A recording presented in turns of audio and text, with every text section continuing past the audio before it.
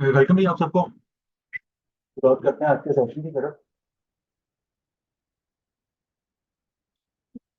और बिस्मिल्लाह रहीम। आप सबको वेलकम आज के सेशंस के लिए, जो कि आपको पता है ओरिएंटेशन सेशन है। तो कैसा लग रहा है आप लोगों को? ईद के बाद गोश्त खा के सारे ताज़ा दम हो गए होंगे। ज्यादा ताज़ा दम हो गए। इन्होंने खुद से कोई एफर्ट करी या सिर्फ दूसरों के रहमो करम पे थे? मतलब कुर्बानी के काम में हाथ बटाया किसी का, या किसी ने बिल्कुल भी नहीं?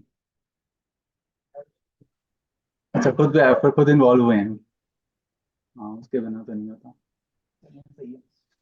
तो हमारे लिए चंद मिनट जो हैं वो इस सेशन पे गुजरने वाले हैं। कुछ हम अपने बारे में जिक्र करेंगे, कुछ आपके बारे में आपसे पूछेंगे, और उसके बारे में फिर हम आपको बताएंगे कि हमारी वैल्यू प्रपोजिशन क्या है, ये कोर्स आपके लिए क्यों बेनिफिशियल है, देन कोर्स प्लान क्या होगा, उसके बाद कोर्स के कंटेंट्स क्या होंगे, और आखिर पे आपके क्वेश्चन आंसर सिलेक्शन लिए जाएंगे। तो अपने बारे में सबसे पहले बता देते हैं, ICT institute of corporate and taxation के नाम से हमारा अदारा है, जो कि टैक्स एजुकेशन इम्पार्ट कर रहा है।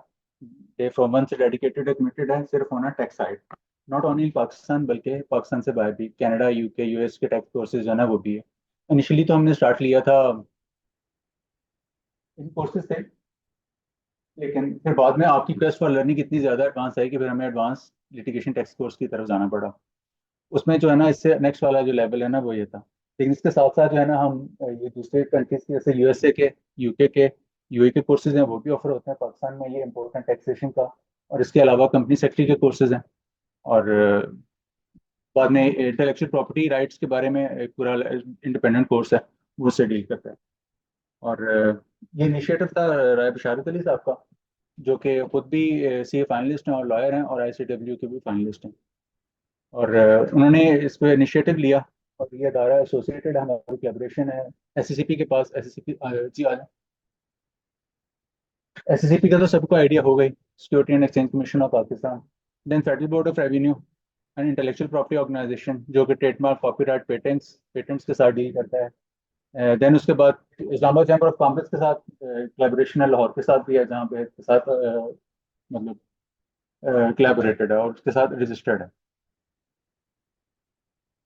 करंटली जो है हम तीन एरिया से ऑपरेट कर रहे हैं, कराची, लाहौर एंड इस्लामाबाद। और इंशाल्लाह आगे हमारे फुटप्रिंट जो है ना, इंशाल्लाह फिर मुल्तान और पेशावर में भी हम करीब ही उसको लेके जाने वाले हैं, क्योंकि हमें वहाँ से, खासकर हमारे पश्तून भाइयों की तरफ से, काफ़ी रिक्वेस्ट आ रही हैं कि हमें ना फिजिकली चीज़ों को ना अंडरस्टैंड करने में ज़्यादा आसानी है एज़ कम्पेयर टू ऑनलाइन। तो हम इंशाल्लाह वहाँ पे भी जाएंगे।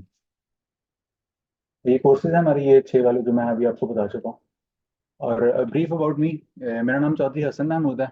मैं सीए फाइनलिस्ट हूँ, और 2006 से 2016 से एडवोकेट हाई कोर्ट हूँ। और मैंने आर्टिकल कंप्लीट किए video agreement company Islamabad office से। और अभी मैं करंटली लाहौर में क्यूसी और रेटेड फर्म के साथ as a lead consultant corporate और टैक्स मैटर्स के साथ हूँ, और अपनी इंडिपेंडेंट प्रैक्टिस भी करता हूँ इस्लामाबाद में भी और लाहौर में भी। तो this was brief about me. अब आपसे वन बाय वन शुरू कर लेते हैं। सिर्फ आप आपने अपना नाम बताना है, ऑर्गेनाइजेशन बताना है, और मुझे ये बताना है कि आपकी एक्सपेक्टेशंस क्या हैं इस कोर्स से। मतलब आपका जहन में क्या है उसके हवाले से। ये क्वालिफिकेशन माशा और अभी मैं प्लास्टिक का बिजनेस रन कर रहा हूँ, उसमें मुझे कुछ मुश्किलात आ रही थी टैक्सेस से सही। समझने में। सही। उस सिलसिले में मैंने क्लास ज्वाइन की। सही। जी। और सिर्फ एक बात, जी।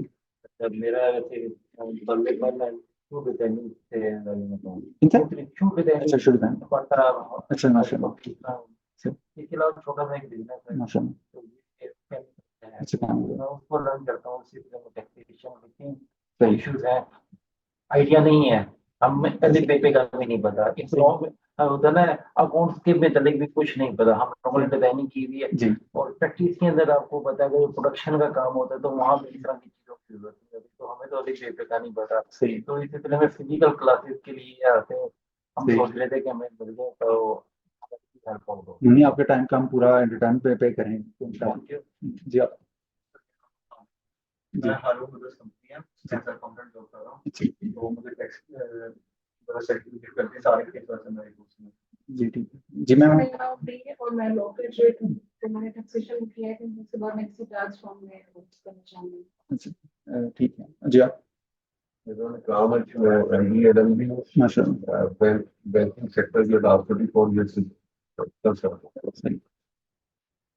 जी मेरा नाम है और मैं डॉक्टर स्टूडेंट हूँ जी और साथ मेरा एक बिजनेस है रोज के नाम से। सही तो साथ में डॉक्टर चैम्बर ऑफ कॉमर्स में भी एज ए यंगेस्ट कन्वीनियर हूँ माशाल्लाह। फिलहाल।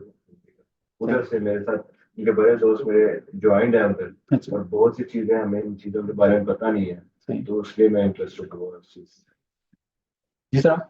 शायद मैं भी शुजाकत से मिलता हूँ जी पहुँचने के लिए। तो टैक्स की चीजें कुछ लर्न करने के लिए आई हूँ। वैसे मैं सीए फाइनलिस्ट और एमफिल इंग्लिश पे टीचर किया हूँ। माशाल्लाह। जी माशाल्लाह 40 साल का कोचिंग माशाल्लाह। स्कूल में फ्रेश किया मैंने 74 में मैंने 2-3 महीने टेक प्रैक्टिस की थी। तो ये फ्रेंडशिप सही जी आप एडवोकेट पैदल और लर्निंग मिलते सही तो मेरा नाम आसिम अस्सार है। जी। मैं लॉ फर्म में एज अ लॉयर जॉब कर रहा हूँ जी और मेरा स्टूडेंट हूँ। जी तो एक्सपर्टाइज की मुझे काफी जरूरत पड़ती है। सही सर मेरा नाम मोहम्मद बिलाल है। जी मैं मदानी लोग हूँ। जी बेसिकली कोर्स ज्वाइन करने का पर्पज जो है कॉर्पोरेट लॉ इनकम टैक्स और सेल्स टैक्स की बेटर अंडरस्टैंडिंग। सही जी आप मेरा नाम शहजाद है। सही माशाल्लाह। सही उसमें हमें काफी कुछ पड़ती है। ये टैक्स सही वो फिर हमें बॉयल करके सही उसमें भी आते हैं सही चीजें करती हैं। जी आप मेरा नाम अर्शद महमूद है। जी मैं 24 साल सऊदी अरब से हूँ। आप भी इनकी तरह प्रदेश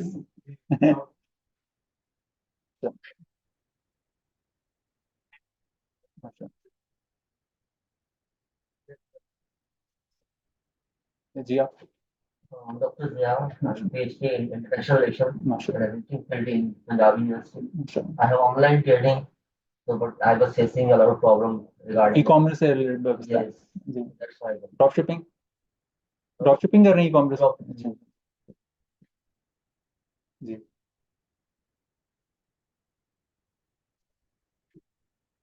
जी जी इंशाल्लाह आपको पूरा जी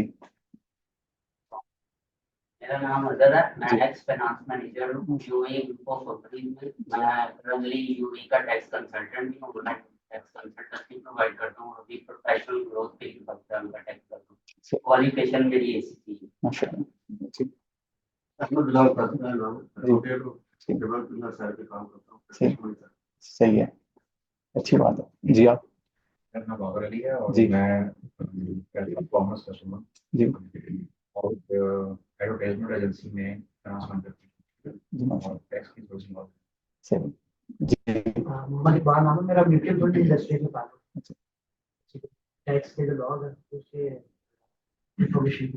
सही जी आप मेरा नाम है जी अकाउंटेंट हूँ जी सॉफ्टवेयर हाउस में। माशाल्लाह तो कंपनी को फैसिलिटेट करने के लिए सही सही जी वापस अहमद अली जी बिजनेस स्पेयर पार्ट्स सही जी वाले से टैक्स सही जी ये मेरा नाम मैं इंग्लिश अलग भी कर लिया। थर्ड सेमेस्टर चल माशाल्लाह एंकर क्लास में काम करता हूँ।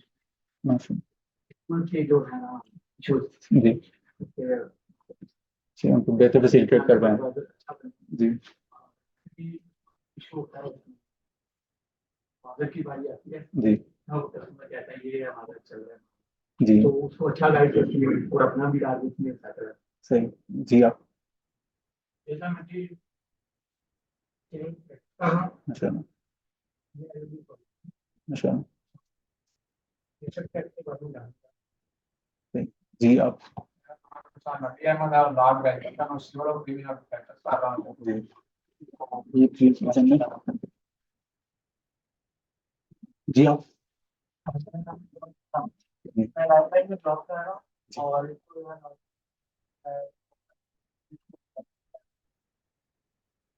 जी इंशाल्लाह जी मेरा नाम अम्मार शहजाद है और मेरा ताल्लुक साइकोलॉजी से और अभी रिसेंटली एक ऑर्गेनाइजेशन बना रहा हूँ साइकोलॉजी के पॉइंट ऑफ व्यू से। ऑर्गेनाइजेशन में कॉर्पोरेट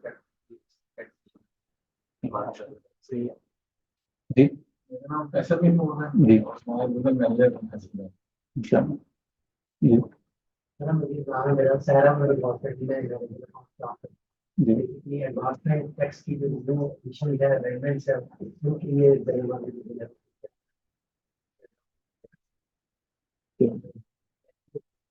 जी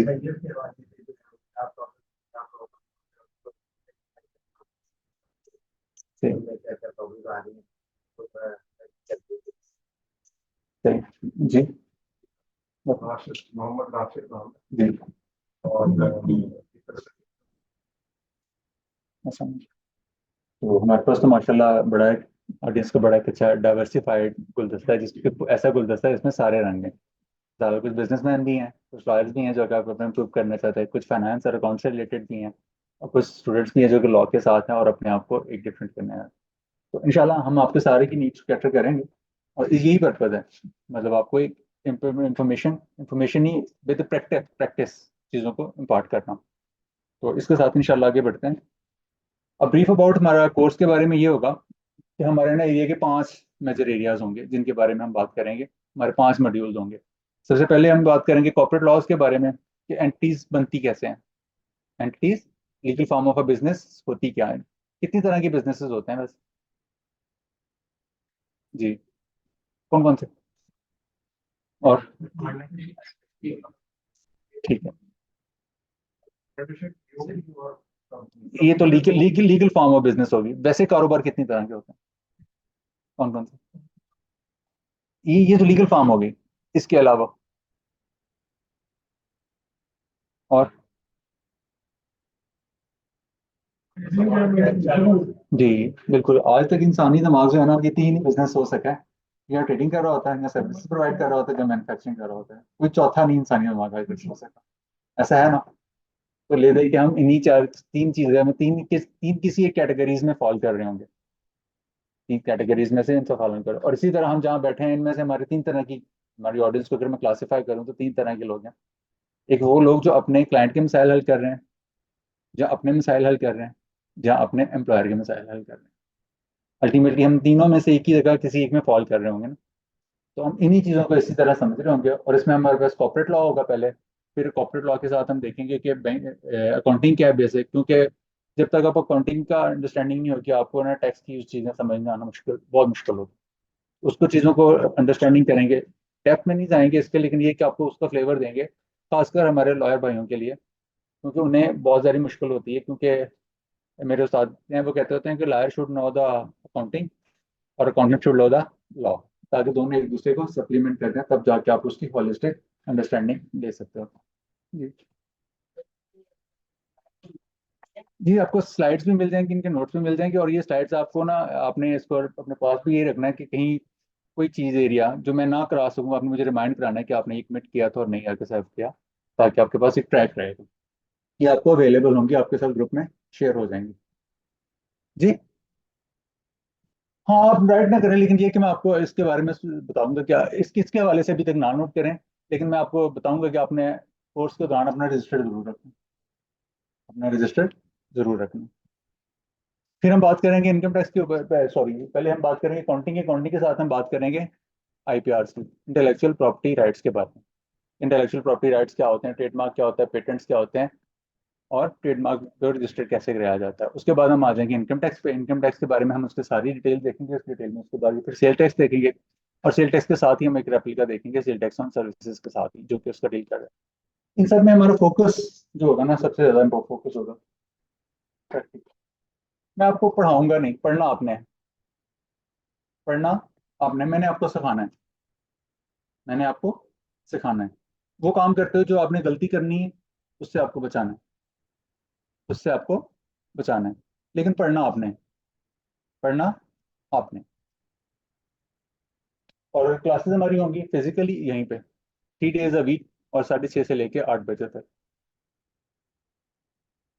अप्रोक्सीमेटली कि 32 लेक्चर्स होंगे, अप्रोक्सीमेटली 32, लेकिन ये कि इससे ज़्यादा होंगे, इससे कम नहीं होंगे। जितना हम आपसे कमिट कर रहे हैं ना, उससे ज़्यादा ही आपको इंशाल्लाह डिलीवर कर रहे होंगे।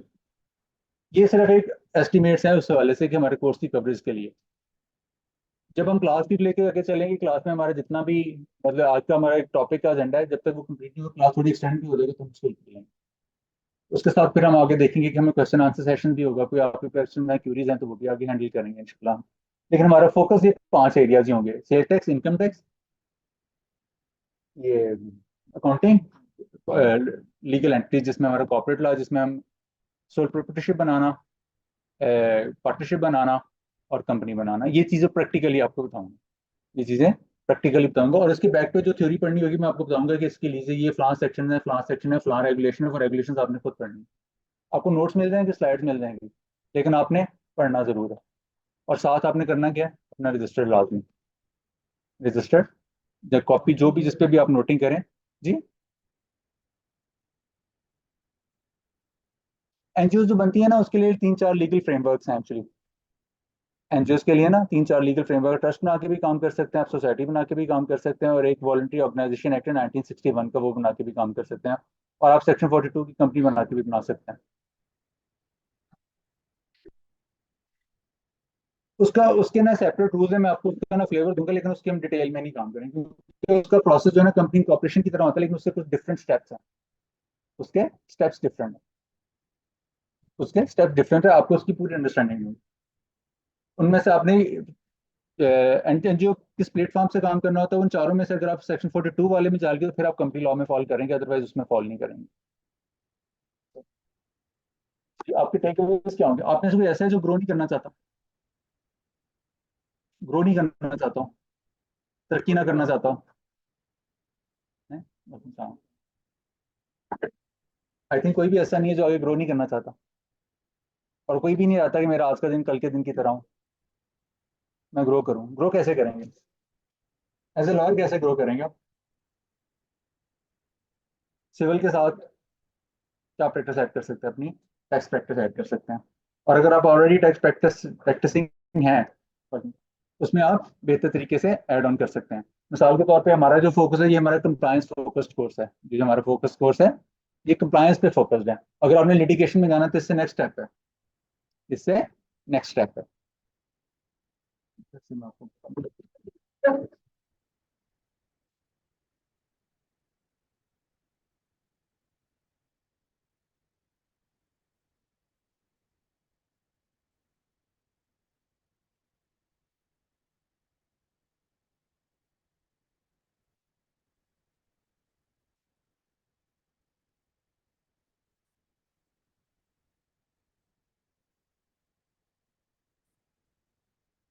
टैक्स की प्रैक्टिस जो है ना इन 3 एरियाज में बेसिकली फॉल कर रही है।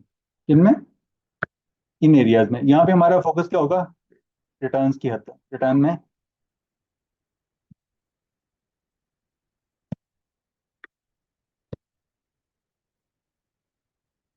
कि हम कंप्लायंस में देखें इनकम टैक्स को भी, सेल टैक्स को भी। देखिए रिटर्न जो है ना ये आपकी एफआईआर है जो आप अपने हाथ से खुद लिख रहे हैं। गलत लिखे हैं तो आप अपने खिलाफ लिखते हैं, सही लिखते हैं तो आपकी बचत हो जाएगी।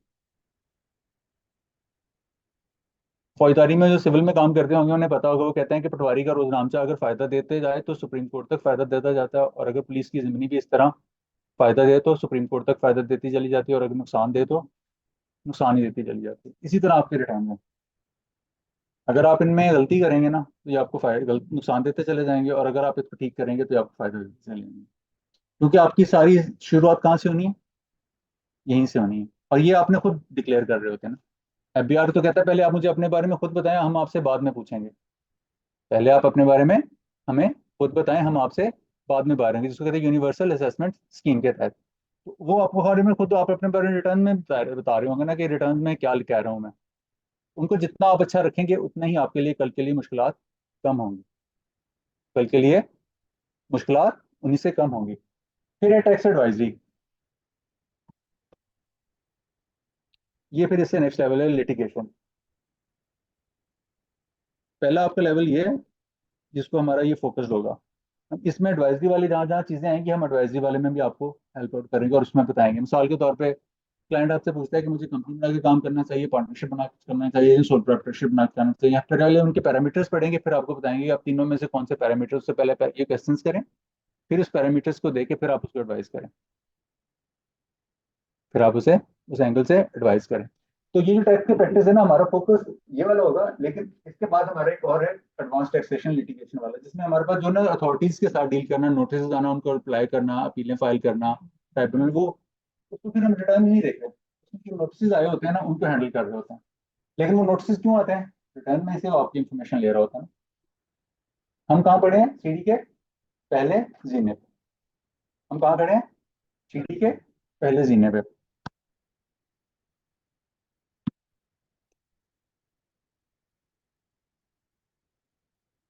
देखिए, टैक्स प्रैक्टिस जो है ना, इस तरह स्पेशलाइजेशन होती चली, लॉ का काम भी ना इस तरह स्पेशलाइजेशन होता चला जा रहा है। अब ये वो पहले वाला कंसेप्ट नहीं है कि फैमिली डॉक्टर वाला, कि अगर कान में दर्द है तो वो भी एक ही डॉक्टर के पास जाना है, आंख में दर्द है तो वो भी एक ही डॉक्टर के पास जाना है। अब लोग क्या करते हैं? कहते हैं कि स्पेशलाइजेशन की तरफ जाते हैं, कि एक एक्सपर्ट बंदे के पास जाए जिसके पास मेरे मसले का हल हो, मेरे मसले का हल हो। फिर अगर आपको समझने के लिए अगर आपने इस तरह करना है तो फिर आपके पास उसकी निटी ग्रिटी सारी पता होनी चाहिए। फिर आप उसमें अपनी टैक्स प्रैक्टिस के साथ इसको ऐड कर सकते हैं। और अगर आप ऑलरेडी लॉयर हैं तो बेहतर लॉयर बन सकते हैं। एस एम जफर साहब की एक बुक है लॉ के ऊपर, बी अ कॉम्पिटेंट लॉयर, पढ़ी है किसी ने?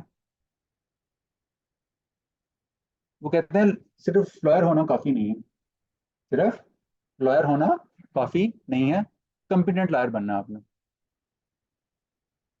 एस एम जफर साहब का तो नाम सुना है ना, बड़े लेजेंडरी लॉयर थे पाकिस्तान के। तो वो कहते हैं कि सिर्फ लॉयर बनना काफी नहीं है, कॉम्पिटेंट लॉयर होना जरूरी है। कॉम्पिटेंट लॉयर बनने के लिए क्या होगा आपके पास? और इससे पहले सिनेमा पे और बात होगा।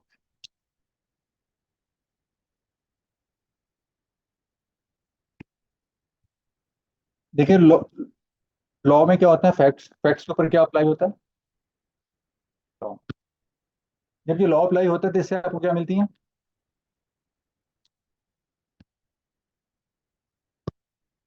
इस लॉ को फैक्ट्स पे अप्लाई करके क्या करते हैं? अपनी आर्गुमेंट्स ट्रांसलेट करते हैं।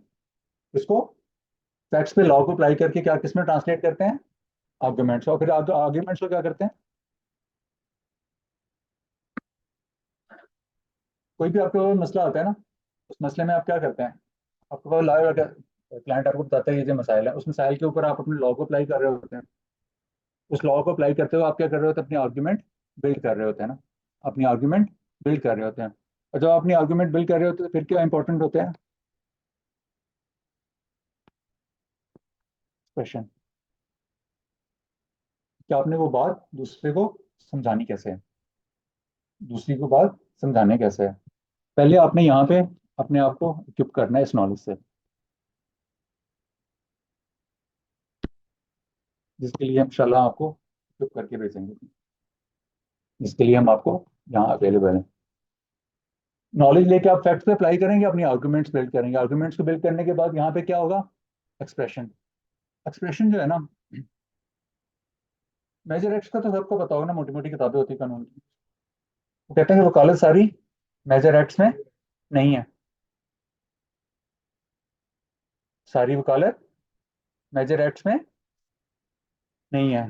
आपने अपना एक्सप्रेशन भी इम्प्रूव करना है।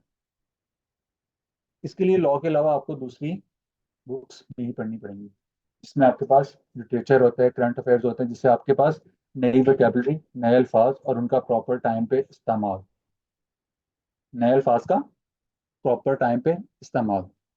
इसमें सिर्फ कानून आपको मदद नहीं देगा। आपको कौन मदद देगा? Journal reading. किसकी? Journal reading.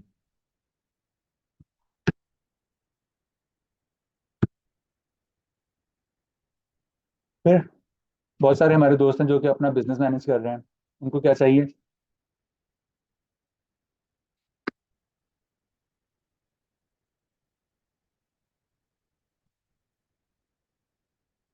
आप अपनी बिजनेस की कंप्लायंसेस मैनेज कर सकते हैं, चाहे वो टैक्स की हैं चाहे वो कॉर्पोरेट की हैं, एज अ बिजनेस ऑनर। और तीसरा, हम आपको प्रैक्टिकल चीजें सिखाएंगे। कौन सी चीजें?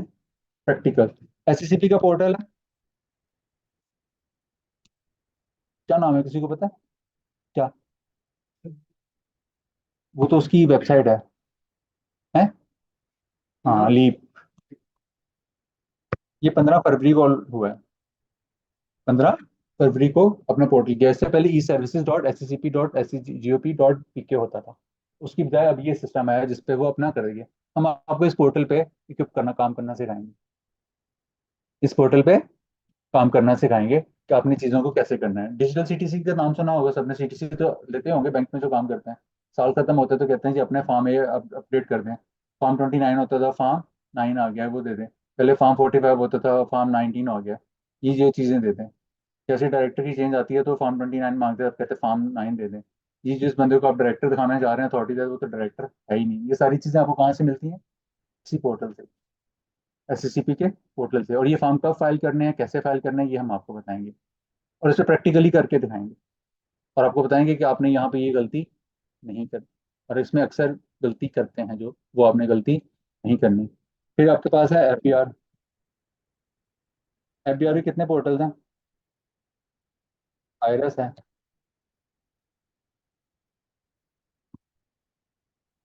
और फिर इसके साथ एक और है, वो कौन सा? मालूमात का।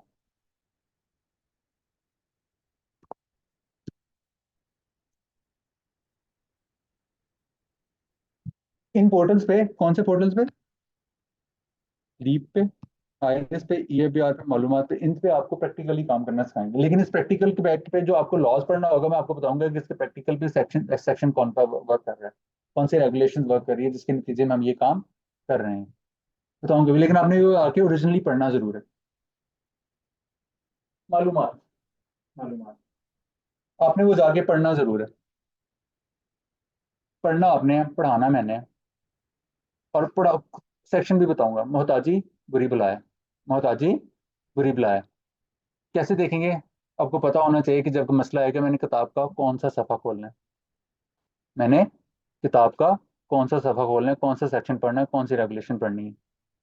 सिविल लॉ में सबसे ज़्यादा मसला क्या होता है प्रैक्टिस करते वक्त?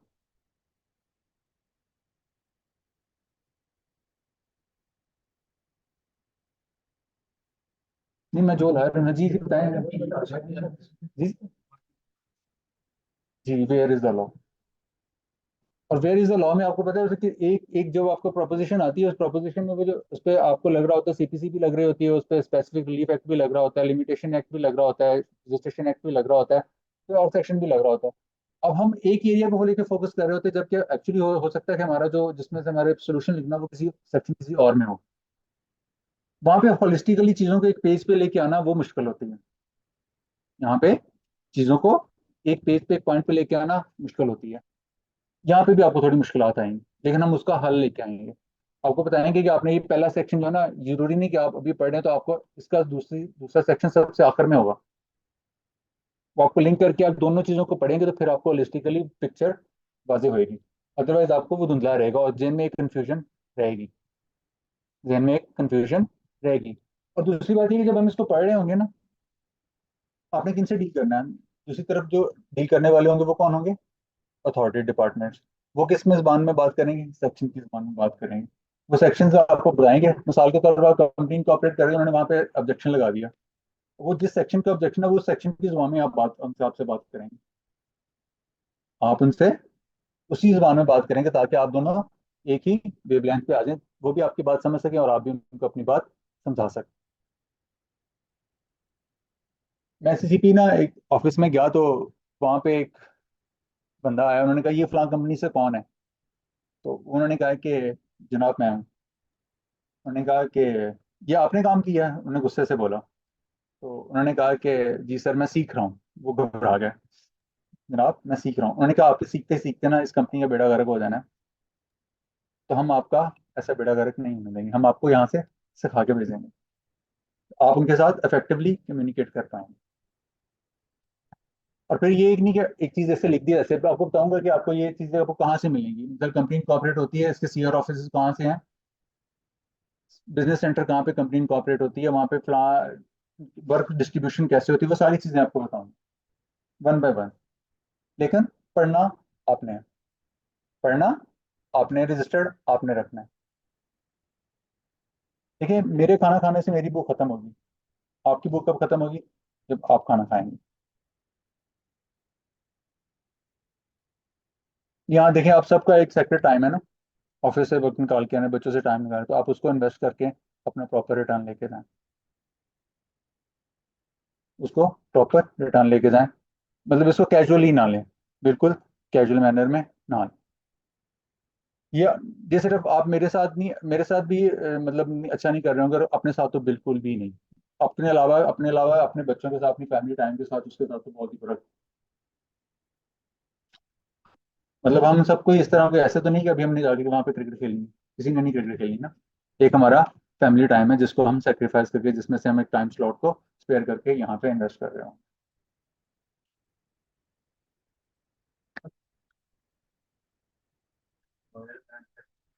जी इसमें आप क्या हेल्प करेंगे और किस तरह हाउ यू गाइड अस, किस तरह आप जी, इस पे बात आएगी जी, मैं बताता हूँ। जी जी, मैं इसको आगे आगे एक्सप्लेन कर रहा हूँ, इन्हीं पॉइंट्स को मैं आगे चल के एक्सप्लेन कर रहा हूँ। फिर हम आपको इनकम टैक्स प्रैक्टिशनर लेने में भी असिस्टेंस प्रोवाइड करेंगे, किसमें? ITP, income tax practitioner. और जैसे हमारा कोर्स खत्म होगा तो इसमें 6 महीने तक हमारी आपको असिस्टेंस अवेलेबल रहती है, और ये एग्रीगेट हो जाती है 1 ईयर तक।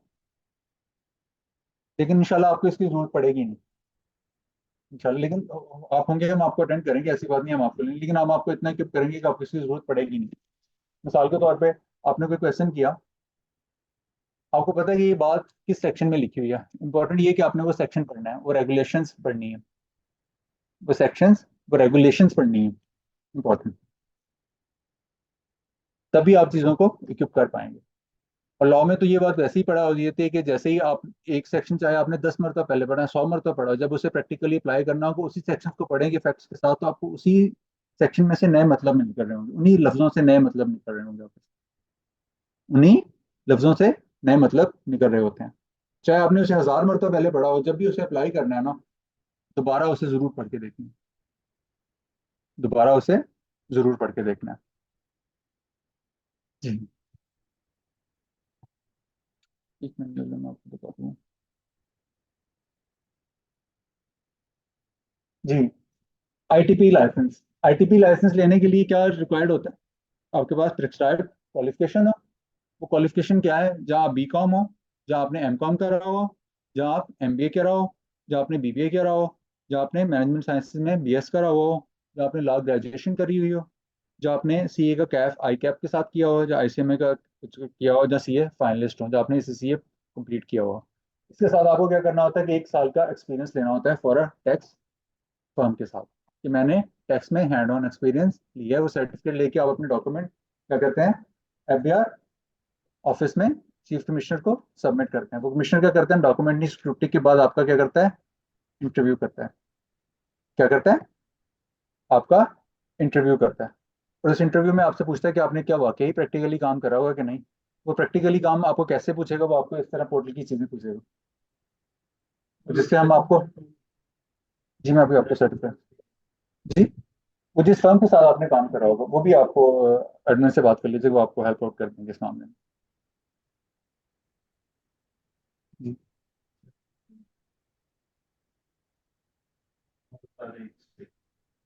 अब वो सर्टिफिकेट तो नहीं मुझे इशू करेंगे, सर्टिफिकेट कोई और कंपनी ये टैक्स फर्म करेगी जिसके साथ आपने 1 साल का एक्सपीरियंस लिया हो। जी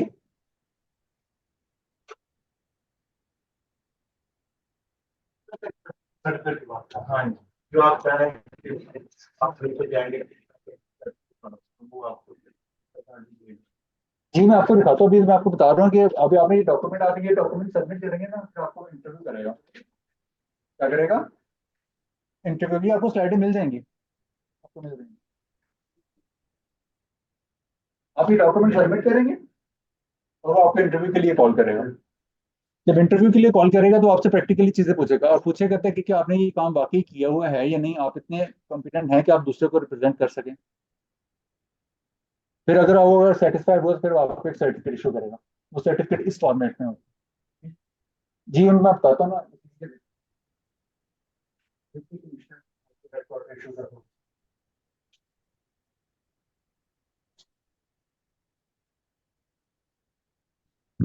इसमें आपके ऊपर यहाँ पिक्चर आ रही होगी, यहाँ पे सीएनएससी नंबर आ रहा होगा।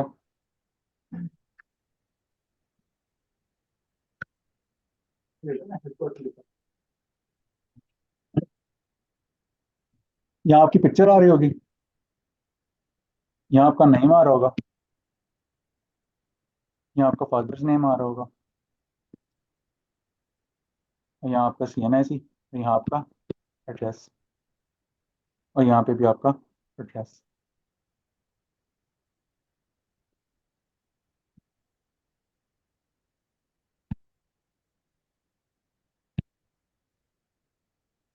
और ये कॉपी इसकी फॉरवर्ड की जाती है तमाम RTOs को, ITOs को और चीफ कमिश्नर को, सबको। उनके पास रिकॉर्डर होती है, और उनके पास भी रिकॉर्डर होता है और अपीलेट ट्राइब्यूनल के पास भी रिकॉर्ड होता है।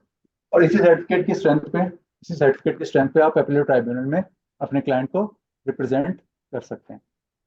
इसी सर्टिफिकेट की स्ट्रेंथ पे आप अपने क्लाइंट को रिप्रेजेंट कर सकते हैं। जी कोर्ट में नहीं, कोर्ट में नहीं। जी मैं वो कौन से कहा सकता हूँ कहाँ आपको ये रिप्रेजेंट कर सकता है जहाँ आपको कोर्ट में जाने के लिए लॉयर है। पहले मैं सिर्फ आपको ये बता रहा था कि ITP ऐसे होता है, और ITP की बुनियाद पे आप ट्राइब्यूनल तक आप अपने क्लाइंट को रिप्रेजेंट कर सकते हैं। ये सर्टिफिकेट कौन इशू करे? FBR इशू करे, और इस फॉर्मेट में इशू किया जाता है। इसमें बाकायदा आपको नंबर दिया जाता है, ये उसकी डेट होती है, और इसमें आगे पर्टिकुलर्स लिखे होते हैं। जी इसकी वैलिडिटी नहीं है, कहीं नहीं लिखा हुआ, अनलेस कि आप उसकी डिस्क्वालीफाई कर रहे हैं, वो आप उसे सरेंडर कर देंगे फिर दोबारा। नहीं कोई नहीं है, स्पेसिफाइड ड्यूरेशन नहीं कोई भी इन ऑल करस्पॉन्डेंस। जब आप ट्राइब्यूनल में पेयर होते हैं तो वो पहले आपसे पूछते हैं आप लॉयर हैं या ITP हैं या स्टाफ का हिस्सा है। तो फिर जो वो आपको बताते हैं, फिर अपने ऑर्डर में वो अपनी जो ऑर्डर लिखा होता है, जजमेंट लिखे होते हैं, उसमें आपकी रिप्रेजेंटेशन जो होती है उसमें लिखा हुआ होता है कि आप किसको रिप्रेजेंट कर रहे हैं। ठीक है, आप ITP हैं, एडवोकेट हैं, या उनके फाइनेंस के ऑफिसर से। तो ये आपको कौन इशू करता है? FBR, और इसमें हम आपको असिस्टेंट प्रोवाइड करेंगे।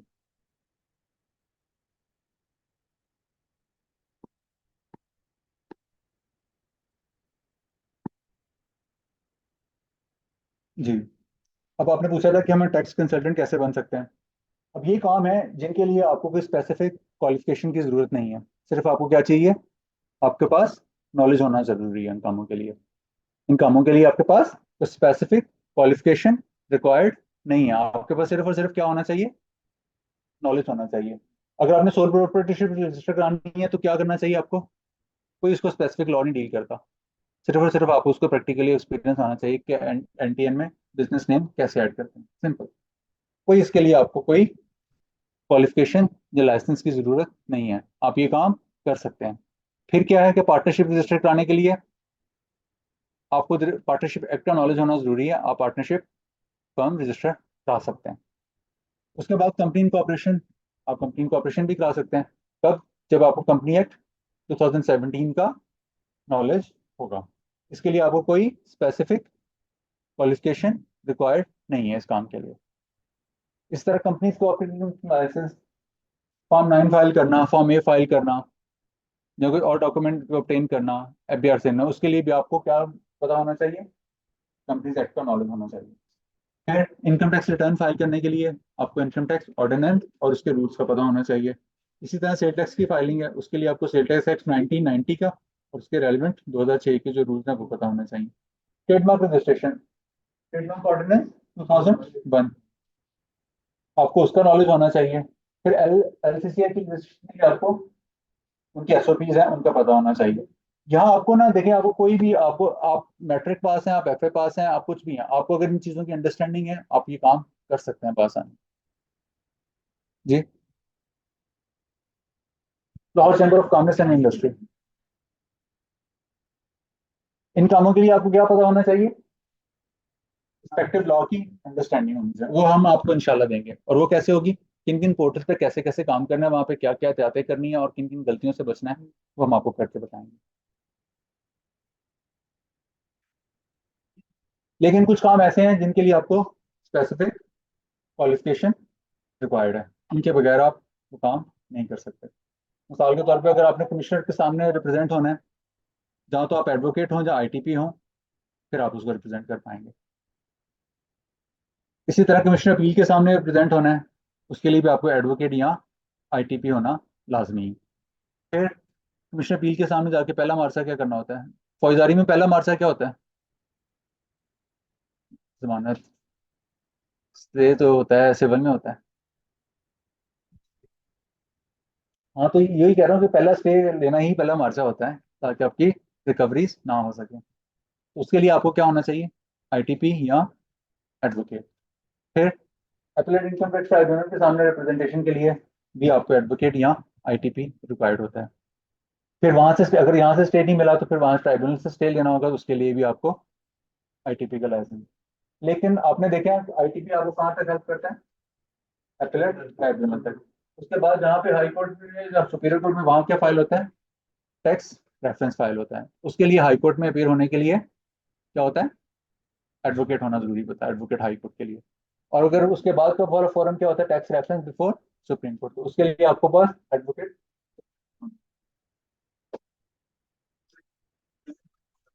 जी इसमें जो होता है, या वो कर सकता है, खुद कर सकता है, जैसे कमिश्नर के पास खुद हाजिर हो सकता है, अपील खुद दायर कर सकता है वो। जी नहीं, वो उसके लिए आपको आईटीपी होना जरूरी है, वो उसको मांगते हैं, उनके ना रूल्स में लिखा हुआ है। खुद भी पेश हो सकता है, स्टाफ भी पेश होता है, लेकिन उसके लिए ना आपके पास इतना टाइम नहीं होता कि वो सारी चीजों को पढ़ रहे हो।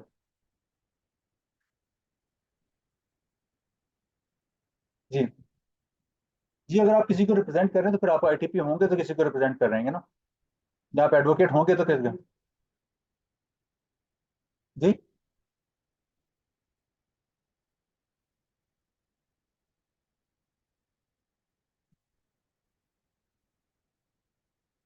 कमिश्नर में वो एजुडिकेशन प्रोसीडिंग्स होती है ना, वो आपने नोटिस दिया, आपने नोटिस का रिप्लाई दिया, वो प्रोसीडिंग्स तो आप अटेंड कर सकते हैं, अपने स्टाफ के लिए जाके अपने अटेंड कर सकते हैं। जी, रिप्रेजेंटेशन देने के लिए आपको ये रिक्वायर्ड है, उनके सामने रिप्रेजेंटेशन के लिए आपको ये क्वालिफिकेशंस रिक्वायर्ड हैं। आपने ये सुप्रीम कोर्ट की ऑनलाइन प्रोसीडिंग्स देखी थी, जिसमें वो एक थी, केपीके से थी लॉयर, वो जब जज जज जज डिक्टेट करा रहे तो बीच में उन्होंने इंटरप्ट किया था। मुझे उनका नाम नहीं याद आ रहा, कोई जई थी आई थिंक। तो जज साहब ने उन्हें, काजी साहब ने उन्हें स्कॉल्डिंग की थी। तो बहुत सारा मीडिया पे शोर लगा कि जज साहब ने ऐसा क्यों करा, तो बिल्कुल उन्होंने सही करा था। वो एडवोकेट हाई सुप्रीम कोर्ट थी नहीं, वो डाइस पे आके जाके अपना केस प्रेजेंट कर सकते हैं। और फिर जब वैसे भी जब इस तरह बात कर रहे हो तो एक डेकोरम होता है, एथिक्स होते हैं कि आप इस तरह इंटरप्ट नहीं करते, इस तरह आप इंटरप्ट नहीं करते। और उसने बाद में मीडिया में बड़ा कहा कि मुझे सुना नहीं, या हालांकि वो टाइटल ही नहीं थी अभी, तो अपना केस प्लीड कर सकते। बिल्कुल। देखिए, एडवोकेसी में ना बैरिस्टर्स कब बनते हैं पता है आपको? जब बार लॉ का टाइटल कब कंफर्म होता है? जब आप लॉ लॉर्ड के सामने ना, आखिरी केस होता है ना आपके पास, आखिरी केस आता है ना, जब आपका टाइटल कंफर्म होना होता है ना, आपको आधा घंटा पहले आपको एक केस देते हैं कि आपने ये केस रिप्रेजेंट करना है। क्या करना है? रिप्रेजेंट करना है। मैं आपको लॉ नहीं पढ़ाते, कहते हैं कि आपने, अगर आपको उन लॉ लॉर्ड्स को लगा कि ये बंदा इतना कॉम्पिटेंट है कि इसे रिप्रेजेंट करना आता है, इसे प्रेजेंट होना आता है, इसे अपनी बात करना आता है, फिर वो जाके आपको बार लॉ का लाइसेंस देते हैं, टाइटल कंफर्म करते हैं। डायरेक्टली प्रैक्टिस करते हैं। जी। देखिए, हमारे वहाँ पे प्रोफेशन दो तरह से सिचुएटेड है ना। जिस तरह हमारे यहाँ एडवोकेट्स है ना, वहाँ पे क्या है, एडवोकेट्स होते हैं, सॉलिसिटर सॉलिसिटर होते हैं जो ऑफिस का काम करते हैं, और जो कोर्ट में रिप्रेजेंट होते हैं उन्हें बार लॉ कहते हैं। रजिस्ट्री के।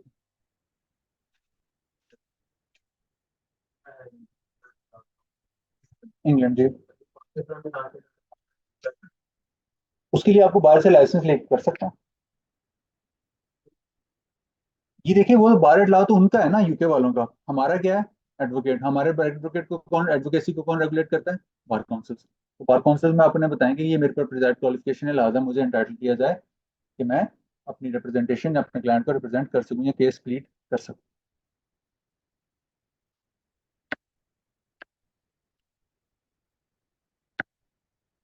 जी, अब हमारे पास है कोर्स के डिटेल कंटेंट्स। सबसे पहले हम क्या देखेंगे? सोल प्रोप्राइटरशिप बनाना, उसकी क्या फीचर्स होती हैं। फिर पार्टनरशिप एक्ट, उसकी क्या फीचर्स होती हैं, ये कैसे बनते हैं, ये पोर्टल पे काम करते हुए बताऊंगा। ये कोई बड़ी बात नहीं, सिर्फ एक स्लाइड है, लेकिन एक्चुअली काम क्या है, सारे का सारा प्रैक्टिस बेस्ड है। लास्ट सेशन में ये चीज करके बता रहा हूँ कि आपने सोल प्रोप्राइटरशिप एस्टेब्लिश कैसे करनी है, सोल प्रोप्राइटरशिप एस्टेब्लिश कैसे करनी है। दूसरे दिन ही क्लास में ना बवाल मच गया, स्लाइडें नहीं है जी, स्लाइडें नहीं है, स्लाइडें नहीं। एक चीज का एक बात ही, उसकी क्या स्लाइड बताऊं मैं। एक स्लाइड थी, मैंने कहा जी आपको स्लाइड मिल जाएगी। इंपॉर्टेंट क्या था, आपने वो प्रैक्टिस प्रोसीजर को अंडरस्टैंड करना, उस प्रैक्टिस प्रोसीजर को अंडरस्टैंड करना जिसके जरिए सोल प्रोप्राइटरशिप एस्टेब्लिश हो रही होती है। आपने स्लाइडों की तरफ, मतलब इनकी तरफ इतनी परेशानी नहीं है, स्लाइडें आपको मिल जाएंगी। इंपॉर्टेंट क्या है, लर्निंग। वो भी क्या है, प्रैक्टिस बेस्ड प्रैक्टिकल लर्निंग। सिखाना मैंने है, सीखना आपने है, बताना मैंने, पढ़ना आपने। फिर इसी तरह पार्टनरशिप एक्ट है, इसके लिए क्या है, ये भी पोर्टल बेस्ड काम है। पंजाब का पोर्टल आ गया हुआ है जिसके जरिए पार्टनरशिप फर्म रजिस्टर्ड होती हैं। जी पोर्टल आ गया, ऑनलाइन रजिस्टर्ड होती हैं अभी पार्टनरशिप फर्म्स में, सिंध में भी और पंजाब में भी, इवन इस्लामाबाद में भी।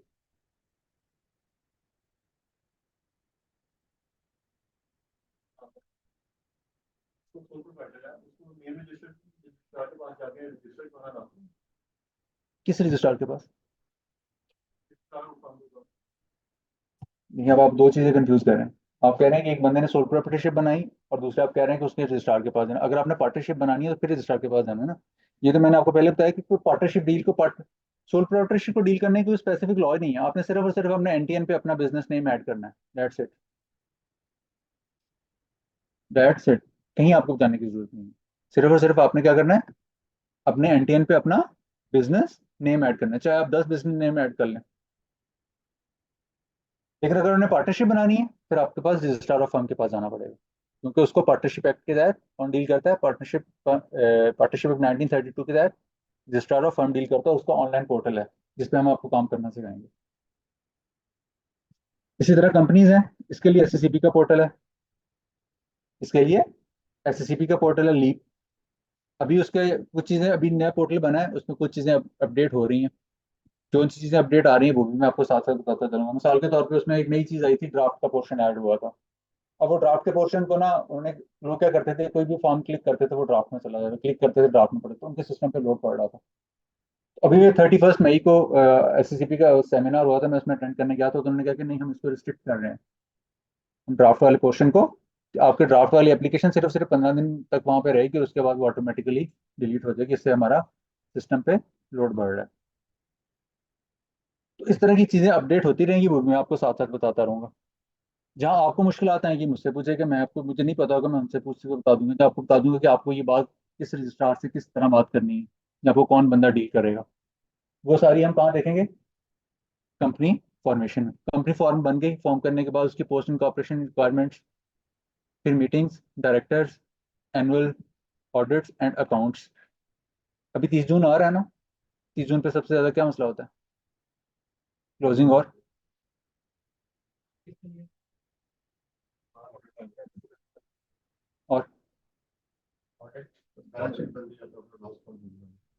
स्टॉक टेक कराना, स्टॉक टेक कराना, स्टॉक टेक कराना। ऑडिटर से कोऑर्डिनेशन हो रही होती है ना, कि जी बंदे भेजने हैं स्टॉक टेक कराना है जी।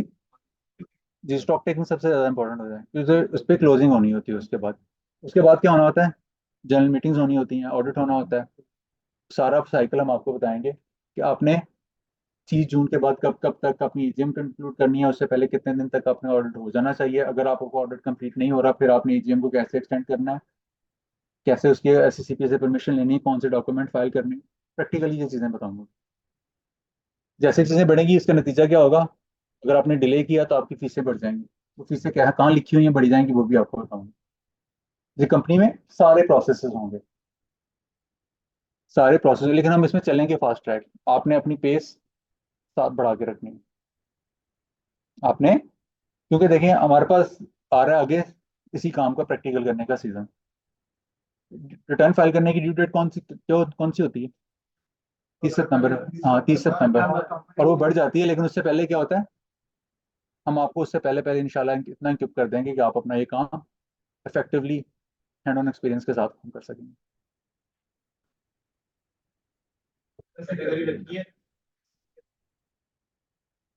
जी इंशाल्लाह उससे पहले ही हो जाएगा, इंशाल्लाह उससे पहले ही हो जाएगा। नहीं नहीं, अच्छा हाँ, वो उसमें पहले फाइलर नॉन फाइलर का होता था, अब उन्होंने लेट फाइलर का भी प्रोविजन इंकॉर्पोरेट कर दिया, सही कह रहे हैं आप। जी बिल्कुल, इसमें प्रोविजन, लेट फाइलिंग की प्रोविजन भी इंकॉर्पोरेटेड।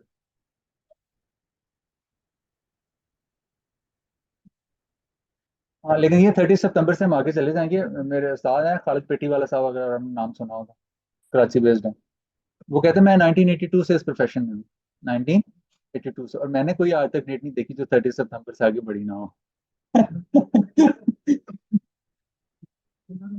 अगर हम चाहिए तो वो ना आपको नॉन फाइबर डिक्लेयर कर दें।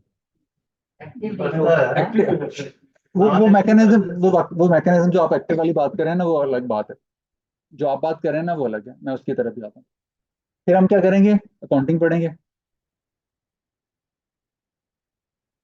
अकाउंटिंग के बाद हम क्या करेंगे, इंटेलेक्चुअल प्रॉपर्टी राइट्स।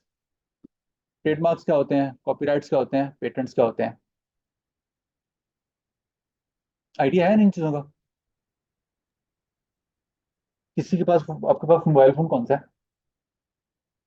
एक ही था। ये देखें, ये आपके पास फोन है, इसमें आपके सारे के सारे इंटेलेक्चुअल प्रॉपर्टी राइट्स हैं। इसके ऊपर आपको एक लोगो मिला हुआ होगा,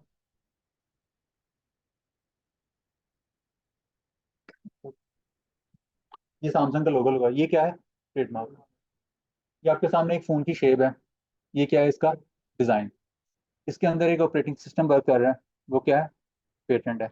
और इसका एक सॉफ्टवेयर है जो लिखा हुआ है, वो क्या है, कॉपीराइट। आपको वो एक, मतलब एक बंडल ऑफ राइट्स है आपके पास, जो आपका फोन है, इसका आईपीआर का। आपके पास सारे आईपीआर राइट्स होते हैं। फिर हम इसमें देखेंगे ट्रेडमार्क की रजिस्ट्रेशन कैसे होती है प्रैक्टिकली। आपने किस कौन सा फाइल फाइल करना है, आपको ऑब्जेक्शंस आएंगे, उन ऑब्जेक्शंस का आपने कैसे रिप्लाई देना है, उन पे कौन से सेक्शंस लगने हैं, आपने उनको किन चीज़ों की तरफ देख के बात करनी है। टाइम इसमें लगता है, लेकिन आपने उसे कैसे कटेल करना है वो भी आपको बताऊंगा। उसके बाद चैम्बर की रजिस्ट्रेशन, जब ये सर मॉड्यूल कंप्लीट हो जाएगा जी। सर ये जो आप ऊपर वाला कॉपीराइट वगैरह कह रहे हैं, ये यूट्यूब के ऊपर भी लागू होगा कंटेंट मैनेज करने के लिए? ये यूट्यूब के ऊपर ये होता है कि अगर आप उनके किसी कॉपीराइट की वायलेशन कर रहे हो तो आप उनको बताते हैं, वो फिर आपका कंटेंट हटा देते हैं।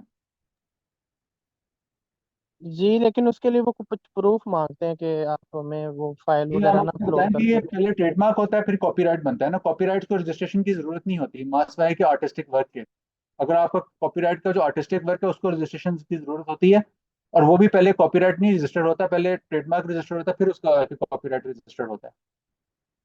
सर फॉर एग्जांपल अभी जो ये चाहत फतेह अली खान ने वीडियो वो सॉन्ग अपलोड किया था नूर जहां का, तो वो जी जी। कॉपीराइट की वजह से उसका डिलीट हुआ, तो वो क्या प्रोसीजर कैसे हुआ वो बता दें।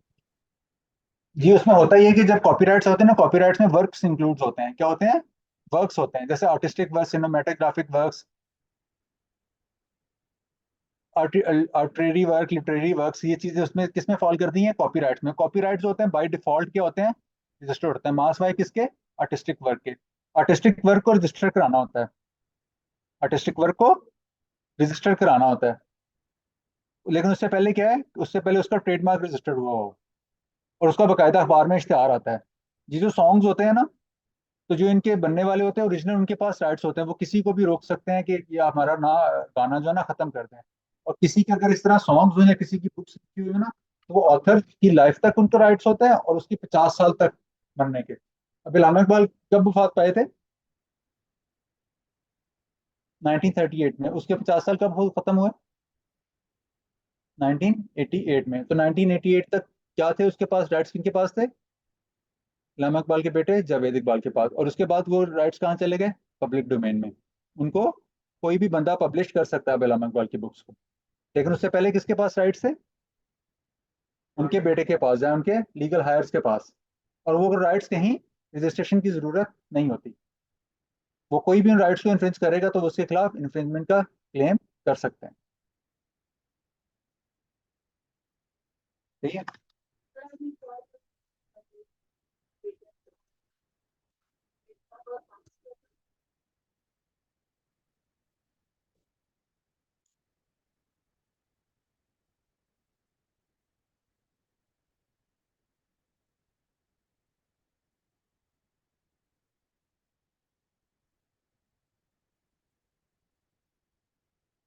और एक 5वां भी होता है,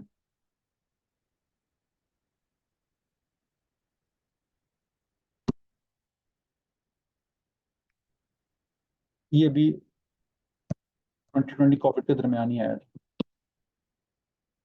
जियोग्राफिकल इंडिकेशन, जैसे सिंध की अजरक, मुल्तान का सोंड हलवा, पेशावर का डोडा, जो किसी जियोग्राफिकल एरिया से पर्टेन कर रहा हो उससे।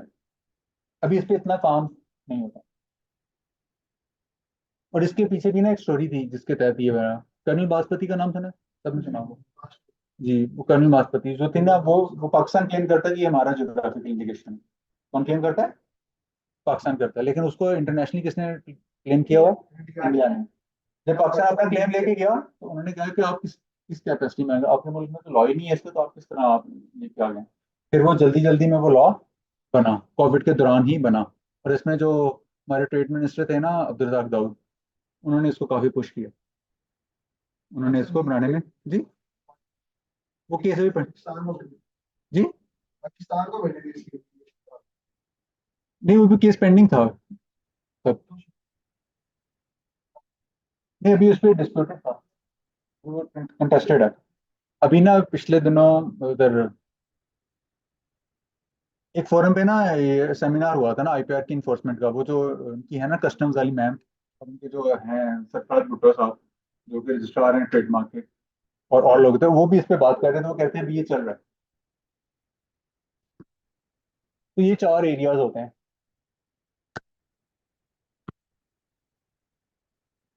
फिर हम अपने आ जाएंगे हार्डकोर एरिया से, जो कि हम सबका क्या है, फेवरेट।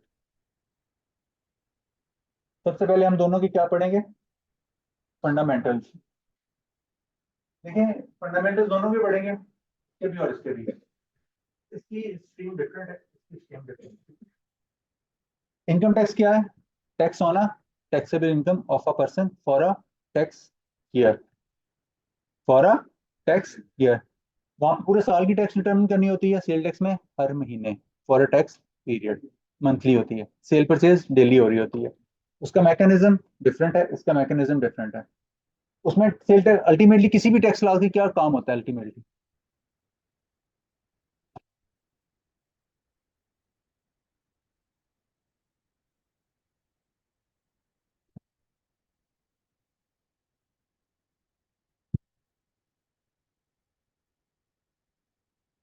अल्टीमेटली आपकी क्या डिटरमिन करना?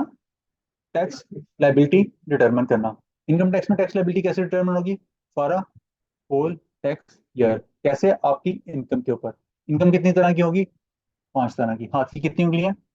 5। Salary, income from property, business income, capital gain और अदर सोर्स। ये पांचों क्लब होंगी तो क्या बन जाएगी? Total income. टोटल इनकम में से क्या माइनस होगी? Exempt income. फिर क्या आ जाएगी? Taxable income. टैक्सेबल इनकम के ऊपर क्या लगेंगे? रेट लगेंगे। रेट कौन से लगेंगे? तो हम फंडामेंटली पढ़ेंगे कितने तरह के पर्सन होते हैं, उन पे कौन कौन से रेट अप्लाई होंगे। रेट अप्लाई होने के बाद आपकी क्या आ जाएगी? Tax liability. टैक्स लाइबिलिटी में से क्या माइनस होगा? Tax credit. फिर आपके पास क्या आ जाएगा? लाइबिलिटी। जब टैक्स क्रेडिट में लाइबिलिटी मिलेगी तो जो आपका टैक्स ऑलरेडी कट चुका होगा, जैसे कि आपने पहले पे किया बिजली के बिलों पे, बैंक की ट्रांजैक्शंस पे और दीगर ट्रांजैक्शंस के ऊपर, वो क्या होगा जी, उसी एक परसेंट के ऊपर वो क्या होगा? एडजस्टेबल होगा। वो यहाँ से क्या होगा? माइनस होगा। फिर आपके पास क्या आ जाएगा? यहाँ आपके पास रिफंडेबल आ जाएगा, यहाँ आपके पास पेएबल आ जाएगा। और ये सब चीज़ हम कैसे बताएंगे अल्टीमेटली जहाँ जाके?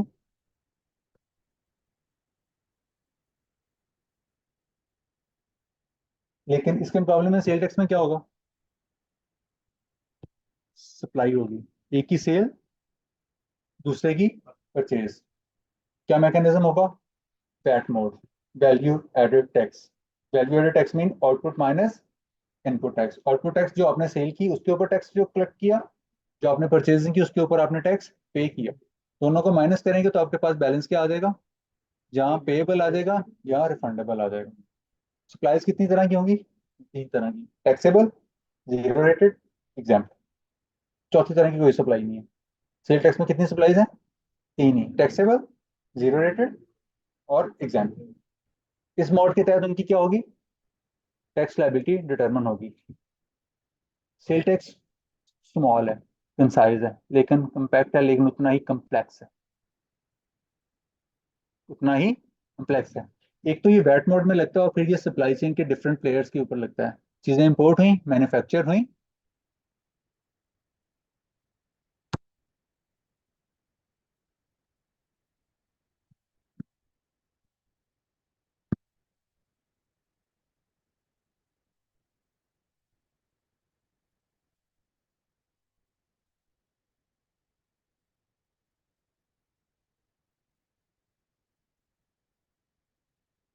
रिटेलर के पास गई और रिटेलर के पास बाद में कहाँ गई,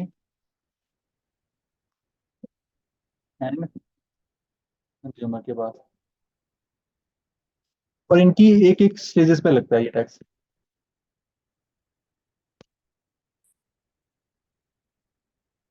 इनकम टैक्स एंड लाइबिलिटी कैसे डिटरमिन होती है? आपकी टाइप ऑफ पर्सन पे, आप इंडिविजुअल हैं, एओपी हैं या कंपनी है। यहाँ आपकी टैक्स लाइबिलिटी कैसे डिटरमिन होती है? आप इसमें से कौन से सप्लाई चेन के कौन से प्लेयर हैं और आप किन गुड्स में डील करते हैं, किन गुड्स में डील कर रहे हैं, थर्ड स्केड्यूल आइटम में डील कर रहे हैं या fifth schedule item zero rated supplies में डील कर रहे हैं, लोकल सप्लाईज कर रहे हैं या उनकी एक्सपोर्ट्स कर रहे हैं। जीरो रेटेड और एग्जाम्पल में ये होता है कि आपको जो इनपुट टैक्स होता है वो क्लेम नहीं होता है, जबकि जीरो रेटेड में आपको इनपुट टैक्स क्लेम हो जाता है। और उसमें ना एग्जाम्प वाला जो है ना आपको सेल टैक्स इनवाइस नहीं इशू करता, उसको रजिस्ट्रेशन की जरूरत नहीं होती। जीरो रेटेड में आपको रजिस्ट्रेशन की भी जरूरत होती है और आप सेल टैक्स इनवाइस भी इशू करते हैं। जी जी पूरा सिक्स स्केड्यूल है, पूरा एक पूरा स्केड्यूल है, इसमें लिखा हुआ कि इसकी लोकल सप्लाईज भी एग्जाम्प्ट है और इसकी इंपोर्ट्स भी एग्जाम्प्ट है। वो हम वन बाय वन पढ़ेंगे, मतलब आपको देखेंगे। और आपने ये देखना है, दो चीजें डिटरमिन करनी है सेल टैक्स डिटरमिन करते हैं, आप किस गुड्स में डील कर रहे हैं, किस गुड्स में डील कर रहे हैं, दूसरा आप यहाँ के कौन से सप्लाई चेन के प्लेयर हैं। आप मैन्युफैक्चरर हैं या इंपोर्टर हैं या डिस्ट्रीब्यूटर हैं या रिटेलर हैं या एंड कंज्यूमर ने तो नहीं देना होता, एंड कंज्यूमर ने अल्टीमेटली टैक्स पे करना होता है। और ये इनडायरेक्ट टैक्स की एक फॉर्म है। इनडायरेक्ट टैक्स वो होता है जिसमें लगा उसने आगे पास ऑन कर देना, जबकि इनकम टैक्स क्या है, वो डायरेक्ट टैक्स है, जिसपे लगा उसने अपनी जेब से ही अदा करना है। यहाँ पे टैक्स लगा उसने आगे रिटेलर को पास ऑन कर दिया, रिटेलर ने भी पास ऑन कर दिया किसको, एंड कंज्यूमर को। इसका पूरा मैकेनिज्म भी देखेंगे कि बैट मोड में ये सप्लाई चेन में मैकेनिज्म कैसे चल रहा होता है।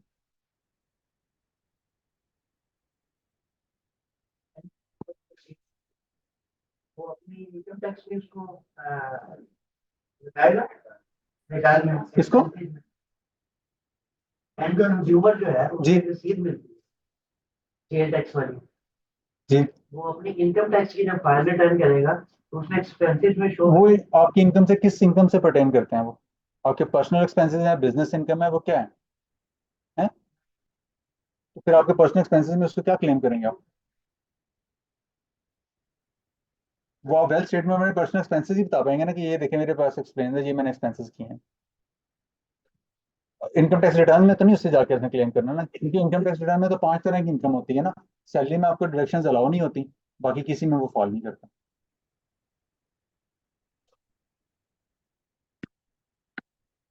और आखिर पे ये घोड़ा क्या बताता है?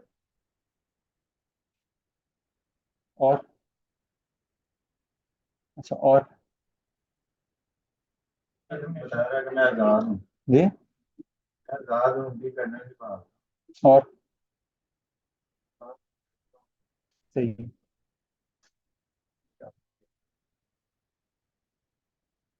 एक अंग्रेजी का मकूला आपने सुना होगा, you can lead a horse to a water but can't make him drink.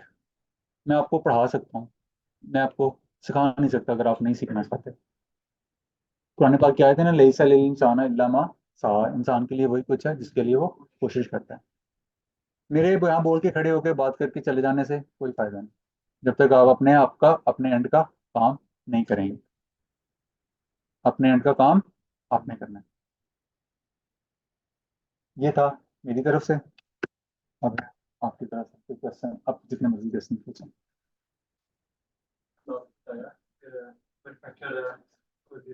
Supply chain के जी जैसे कोको कोला कंपनी है, जी कोको कोला प्रोडक्ट करती है, जी आगे वो डिस्ट्रीब्यूटर को देता है, जी डिस्ट्रीब्यूटर आगे होलसेलर को देता है, होलसेलर आगे दुकानदार को देता जी। है।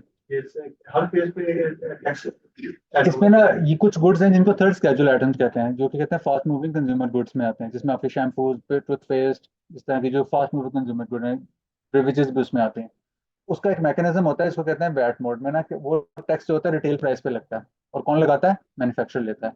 यानी उस मैकेनिज्म में एट फर्स्ट इंस्टांस जो मैन्युफैक्चरर से ही अबियर सारे का सारा रिटर्न ले लेता है। तो वो हम जाके थर्ड स्केड्यूल आइटम में देखेंगे कि वहाँ पे पहले नॉर्मल वैट मोड में क्या फर्क होता है, टैक्स कैसे कलेक्ट करता है। जब थर्ड स्केड्यूल आइटम्स में आते हैं, वो कोई 27 की 28 आइटम्स हैं जो कि हमारी डेली इस्तेमाल की हैं, उनमें डिफरेंट रेट्स होते हैं, कहीं पे 18% लग रहा होता है, कहीं पे रिड्यूस रेट्स है, और कहीं पे 25%। जैसे चॉकलेट्स है ना, इनको कितना रेट होता है?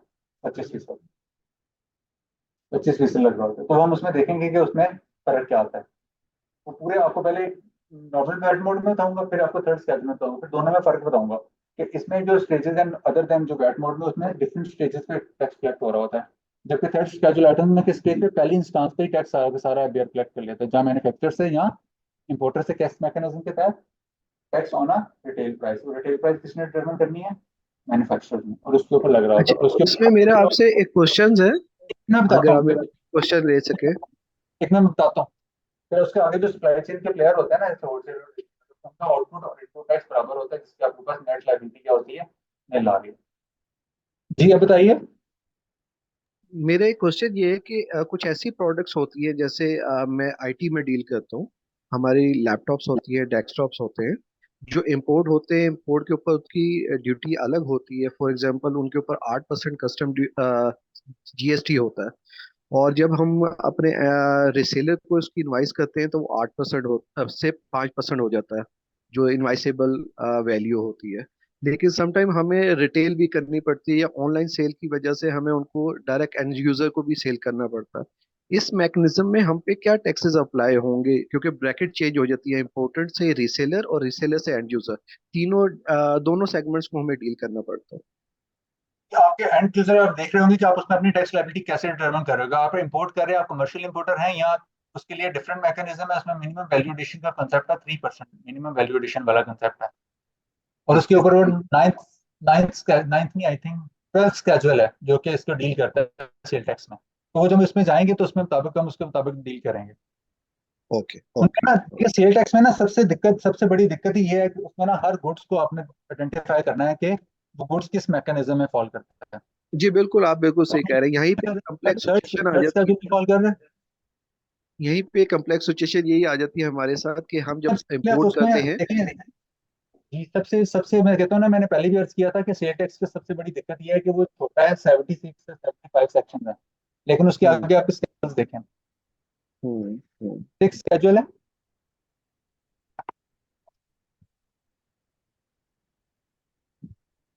वो सारे का सारा एग्जाम गुड से डील करता है। उसमें दो टेबल हैं। ओके हम्म टेबल 1 है जो कि उसमें इंपोर्ट्स की और लोकल सप्लाईज भी एग्जाम्प्ट है। टेबल 2 है जिसमें सिर्फ और सिर्फ लोकल सप्लाईज उसकी एग्जाम्प्ट है। तो सेल टैक्स में हम्म सबसे ज्यादा दिक्कत ही ये आती है। ओके, तो हम तो इसको आपको कैसे एड्रेस कैसे करेंगे, मतलब हम फॉर एग्जाम्पल हम इसको एड्रेस कैसे करेंगे? फॉर एग्जाम्पल कि मैंने इंपोर्ट कर लिया, मेरे पास जीडी फाइल हुई भी है मेरे पास, लेकिन वो सामान मैंने जो एंड यूजर को बेचा, अब एंड यूजर के ऊपर मैं 18% 8% से कलेक्ट कर रहा हूँ मैं 5%। अब मेरे पास ट्रांसफरेबल टैक्स आ गया, तो मैं इसको रिटर्न में कैसे फाइल करूंगा फिर एंड? आपको मैकेनिज्म प्रिंट कर रहा हूँ। आप कमर्शियल इंपोर्टर के तौर पे जब चीजें देख रहे होंगे ना, तो उसमें आपको मिनिमम वैल्यू एडिशन का कंसेप्ट है कि अगर आपने 18% दिया तो वहां पे आपने इंपोर्ट स्टेट में 3% मजीद टैक्स देना है, और फिर आपने उन्हें बताया कि आपने आगे इतनी मिनिमम वैल्यू एडिशन करनी है। वो उस मैकेनिज्म ओके पे जाएंगे तो मैं बताऊंगा कि वो वहां पे आपको, अगर आपने इतनी मिनिमम वैल्यू एडिशन ना करी, तो जितना आपका टैक्स का बैलेंस होता है वो आपको रिफंड नहीं मिलता, वो सिर्फ और सिर्फ आपको कैरी फॉरवर्ड करने की इजाजत देते हैं बस। और लेकिन उसमें कुछ एग्जाम्पशन है। अगर SRO है 1190, 1190 नहीं कुछ और है, उसके स्केड्यूल में आगे उसकी एग्जाम्पशन दी हुई हैं। ओके, थैंक यू जी, बहुत शुक्रिया, थैंक यू। अस्सलाम वालेकुम सर, मेरा नाम अहमद असद है। मुझे ज़रा थोड़ा सा क्लैरिफाई चाहिए कि जो सेल टैक्स है एफबीआर का, और जो प्रोवेंशनल सेल टैक्स है, उनके अंदर इंटीग्रेशन जो है, कुछ सर्विसेज जो हैं वो प्रोवेंशनली भी डील हो रही हैं, ये जो भी इंपोर्ट के हवाले से भी जो साहब बता रहे थे। तो कुछ सप्लाई चेन की आइटम्स हैं जो कि एफबीआर में भी डील हो रही हैं और प्रोवेंशनली भी डील हो रही हैं, मतलब पीआरए और एसबीआर में भी। तो इनको भी थोड़ी क्लैरिफाई कर दें, और दूसरा ईओबी और सोशल सिक्योरिटी को भी इनकॉर्पोरेट कर लें थोड़ा सा इसके अंदर, तो ये एक पूरा पैकेज बन जाएगा मतलब बेसिक नॉलेज के वाले से। Thank you so much.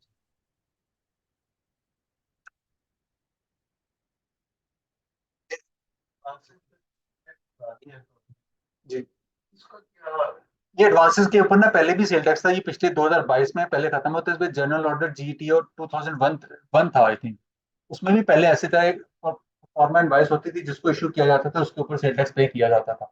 वो उसी मैकेनिज्म पे वापस आ रहे हैं। ये कोई मतलब ऐसा नहीं कि उन्होंने इनोवेटिवली डिजाइन किया, जो पहले वाले को खत्म किया तब उसकी तरफ वापस आ रहे हैं।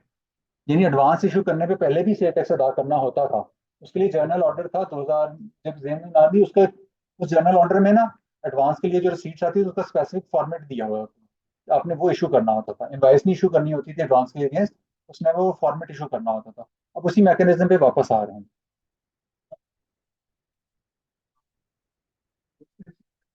जी, वो उसके मुताबिक कहा कि जैसे आपने एडवांस दिया उस पर सेल टैक्स लगे। अभी जो उनकी प्रपोजल्स हैं, अभी जो प्रपोजल्स हैं ना उसके मुताबिक बजट जो प्रपोजल्स हैं उनमें है। अभी तक वो फाइनेंस एक्ट बना नहीं है, शायद उसमें चीजें रिवर्ट हो जाए। लेकिन अभी तक जो बजट्स है ना, जो बजट में जो चीजें आई हैं उसमें एडवांस टैक्स पे सेल टैक्स लागू करना की प्रपोजल प्रपोज की है।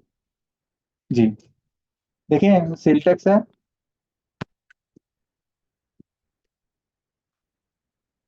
एक है गुड्स के ऊपर, एक है सर्विसेज के ऊपर।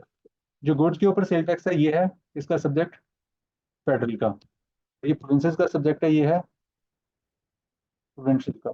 और हर सूबे ने क्या किया हुआ है अपना सेल टैक्स ऑन सर्विसेज बनाया हुआ है, तो वो उसके मुताबिक डील करते हैं। इसका रेवेन्यू सिर्फ सूबों को जाता है, वो अपना ही तौर पे इसको सब कुछ कर रहे होते हैं, वो फेडरल को नहीं दे रहे होते। तो जबकि गुड्स के ऊपर जो टैक्स होता है वो एफटीआर में एफबीआर उसको डील कर रहा होता है। हाँ, जबकि इस्लामाबाद की हद तक जो सर्विसेज पे टैक्स है ना उसको एफबीआर डील करता है। बाकी बाकी सारे प्रोविंसेस जो है ना, चारों की चारों उनकी अथॉरिटी, जैसे पंजाब है तो पंजाब में पीआरए है, सिंध में एसआरबी है, और कैपरा में केपीके आ रहे हैं, और बलूचिस्तान में बी आ रहे हैं, बीआरबी है, बी आ रहे बलूचिस्तान रेवेन्यू अथॉरिटी, वो इनको डील कर रहा होता है।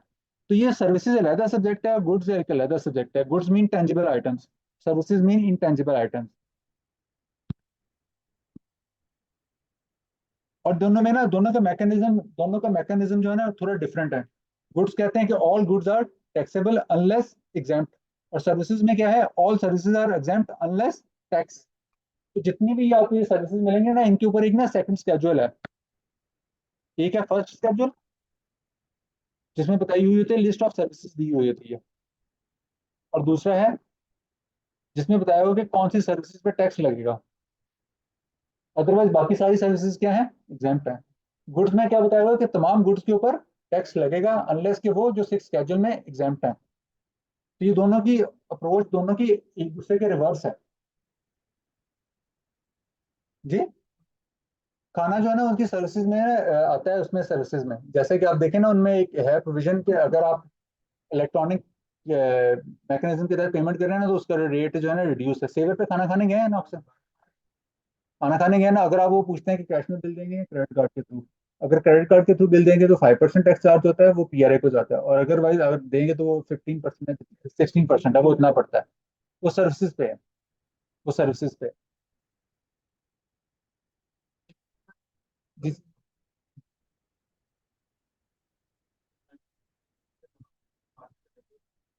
आगे देता हूँ, फोटो से लेके देता हूँ आगे एंकल से। जी, वो एक लाख रुपए की फीस है, जी, मैं 1,05,000 रुपए की आगे कस्टमर को सेल कर देता हूँ। जी, ठीक है सर, वो भी कस्टमर मुझसे इनवाइस मांगता है, मैंने उसको इनवाइस दे दी। अब वो कस्टमर जो जिससे मैंने परचेज किया उसने तो मुझे इनकम टैक्स डिडक्शन सर्टिफिकेट दे दिया जी, मैंने इम्पोर्ट डायरेक्ट इम्पोर्ट है, छोटी लेटर दे दिया जी, डायरेक्ट इम्पोर्ट है, इस पे इनकम टैक्स आप डिडक्ट नहीं कर सकते। तो मैं बात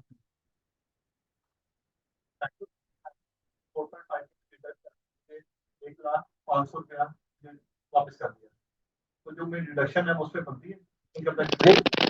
कमर्शियल इंपोर्टर पे आपको पे करते वक्त डिडक्शन नहीं मिली, वो उसके ना सेकंड स्केड्यूल में एक क्लॉज है, आई थिंक क्लॉज 45 है, 45 है, उसमें आपको एग्जम्पशन मिली होती है कमर्शियल, उसमें आपको ना एग्जम्पशन मिली हुई होती है कि उसके अपना टैक्स विदहोल्डिंग नहीं करनी होती। बाकी अगर आप मैकेनिज्म है तो उसमें तो चलेंगी।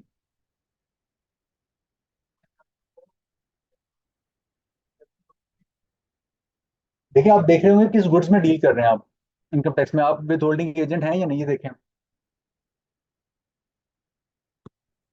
वो कहने था बेटा हम्म? ये वो जो कहने इसके था लिए किया आप पढ़े थे बेटे हाँ ये पढ़ना पड़े क्या है ये जो ये सेक्शन चीजें होते हैं 48 से लेके आगे 236 तक जाते हैं। ये कोई विद होल्डिंग वाले हैं, हर सेक्शन में लिखा हुआ है कि आपकी विद होल्डिंग होगी या नहीं होगी, और हर विद किसने विद होल्डिंग करनी है, हर सेक्शन में विद होल्डिंग एजेंट डिफरेंट है। यानी 155 में देखें तो वो इससे डील करता है रेंट से, अगर आप सप्लाई से डील कर रहे हैं तो वो 153 में शुरू जमाना सबको पता होगा, supply of goods, rending of services और एग्जीक्यूशन ऑफ कॉन्ट्रैक्ट्स, उसके ऊपर डील कर रहा है। और फिर जो 148 किससे डील करता है, इम्पोर्ट्स के ऊपर। 149 किससे डील करता है, सैलरी से ऊपर। तो हर सेक्शन में आपके विद होल्डिंग एजेंट्स बने हुए हैं, अगर वो विद होल्डिंग एजेंट है पेमेंट करने वाला तो वो आपको विद होल्डिंग करेगा, अगर आपको एग्जाम्पशन है तो फिर आप उसकी एग्जाम्पशन क्लेम करेंगे। तो वो आगे में ये वाले प्रोविजन उसमें जाके पड़ेंगे।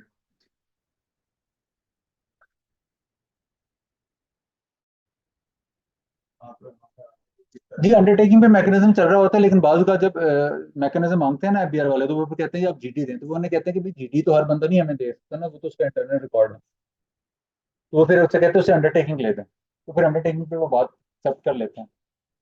बाजू का तो जो कमर्शियल इंपोर्टर्स होते हैं तो उन्होंने अपनी इनवॉइस जो दी होती है उसी के ऊपर एक नोट करके लिखा होता है, उसी के ऊपर एक नोट करके लिखा होता है कि मेरी विद होल्डिंग ना की जाए, क्योंकि मैं मुझे जो है ना इस क्लॉज के तहत, सर्विस कैजुअल की क्लॉज के तहत मुझे एग्जाम्पशन हासिल है।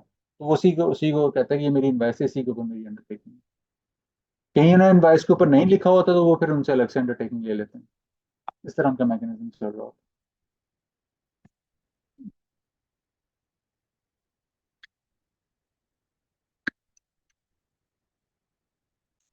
जी और कोई क्वेश्चन? एक क्लास आज होगी, लेकिन वो क्लास के लिए ना आपको ग्रुप बना देंगे, वो फिर आपको ना उसमें अपडेट कर दिया करेंगे। तो ऑलरेडी क्लास होगी। नहीं, मुझे तो उन्होंने 3 को बताया था कि फ्राइडे सैटरडे और संडे। जी जी वो फिर आप लोगों जी सैटरडे संडे मैंने पूछा था उनसे, वो कह रहे थे कि ड्यूरेशन 3 months कर दी है, तो एक दिन बढ़ा दिया है, फ्राइडे सैटरडे और वो संडे। आपको अकॉर्डिंगली एडमिन वाले बता देंगे, वो आपको अकॉर्डिंगली जो भी आपकी अगर ओपिनियन इस बारे में हुई तो वो फिर आप उन्हें पुट अप कर दीजिएगा, वो अकॉर्डिंगली एडजस्ट कर लेंगे। सर जी ईओबीआई और सोशल सिक्योरिटी के हवाले से भी थोड़ा सा इनकॉर्पोरेट कर लें थोड़ा सा इंट्रोडक्टरी या सिक्योरिटी और यूबीआई जो है ना वो फिर हमारे जो है ना स्कोप से बहुत बाहर निकल जाएंगे हम। वो एक लेबर लॉज है ना, लेबर लॉ। सर काइंडली थोड़ा बेसिक तो कम से कम आप थोड़ा सा इनकॉर्पोरेट कर लेना इसमें, थोड़ा क्वेश्चन निकाल के इसमें। चले हम इसको इसको एडजस्ट कर लेंगे इंशाल्लाह। सही है।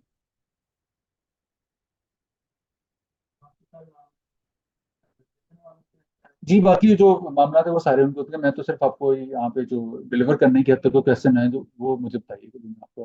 हाँ एक आपसे मेरी और रिक्वेस्ट है कि हम जो है ना कुछ चीज़ों पे ना कोई पॉलिटिकल रिलीजियस या कोई पॉलिसी मैटर्स पे ना कोई इस तरह की ना रेलिवेंट डिस्कशन में नहीं जाएंगे। मेरे पिछले सेशन में एक लड़के ने ना मतलब अब वो अजीब ही सवाल कर रहा था कि मतलब ये टैक्स ऐसे क्यों है, वैसा क्यों है, ये रेट 17% क्यों है।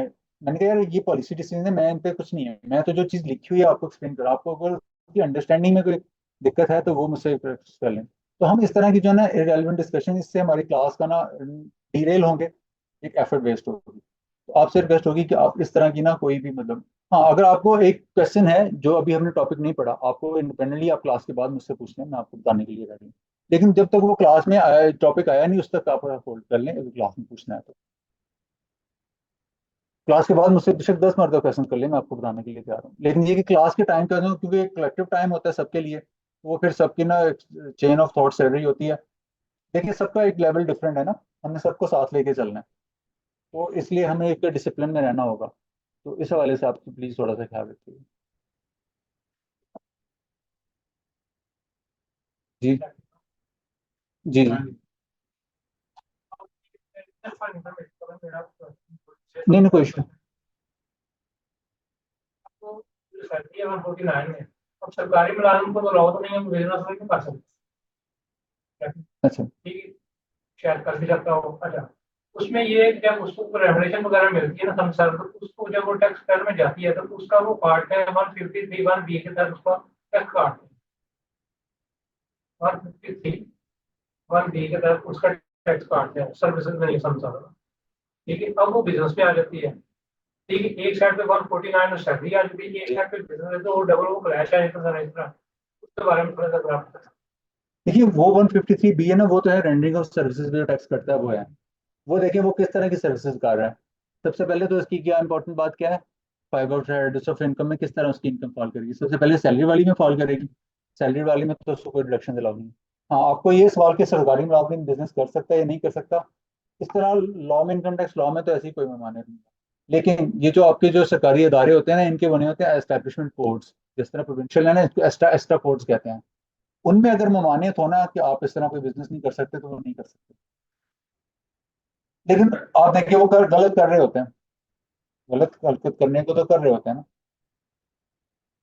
मतलब बहुत सारे होते हैं वो एक्टिविटीज कर रहे होते हैं, लेकिन मैं उनको जस्टिफाइड तो नहीं कर रहा ना। तो मतलब देखिए आप गलत कर रहे होते हैं। अब जो दूसरा सवाल है कि उनका वो जो बिजनेस इनकम कर रहा है, तो अगर वो उसकी बिजनेस इनकम है तो फिर तो उसने वहीं पे रिपोर्ट करनी है ना अपने बिजनेस इनकम। जी रिटर्न अगर उसने फिर करिए, अगर वो बिजनेस कर रहा है तो उसमें फॉल करेगा। हाँ, अगर अब आप कहते हैं कि उसका कॉन्फ्लिक्ट आ गया, एक तरफ उसने सैलरी ली है और दूसरी तरफ वो बिजनेस कर रहा है, तो क्या उसकी नौकरी पे कोई क्वेश्चन उठेगा, तो वो उसके डिपार्टमेंट वाले का उसका जो रिस्पेक्टिव लॉ है ना वही डील कर सकता है। क्योंकि इधर जो लॉ में कोई ऐसी स्पेसिफिक इनकम टैक्स लॉ में इस हद तक उसमें कोई कोई कोई ममानियत नहीं। उन्होंने तो टैक्स लेना है, आप टैक्स दे दें, काफी हद तक ठीक है। लेकिन कल को क्या होगा कि जो आपके जो होते हैं ना अंदर, क्या कहते हैं, जो आपके दोस्त होते हैं, पहले आपके साथ खाना खा रहे होते हैं, गले मिल रहे होते हैं, तो जब आपकी किसी बात पे उनसे नाराजगी होती है तो वो आपको गले पड़ रहे होते हैं और फिर वही इंफॉर्मेशन आपकी लीक आउट कर रहे होते हैं।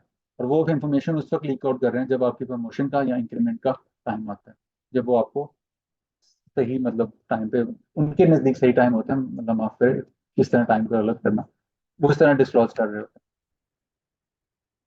और ये यूजली होता है, यूजली होता है।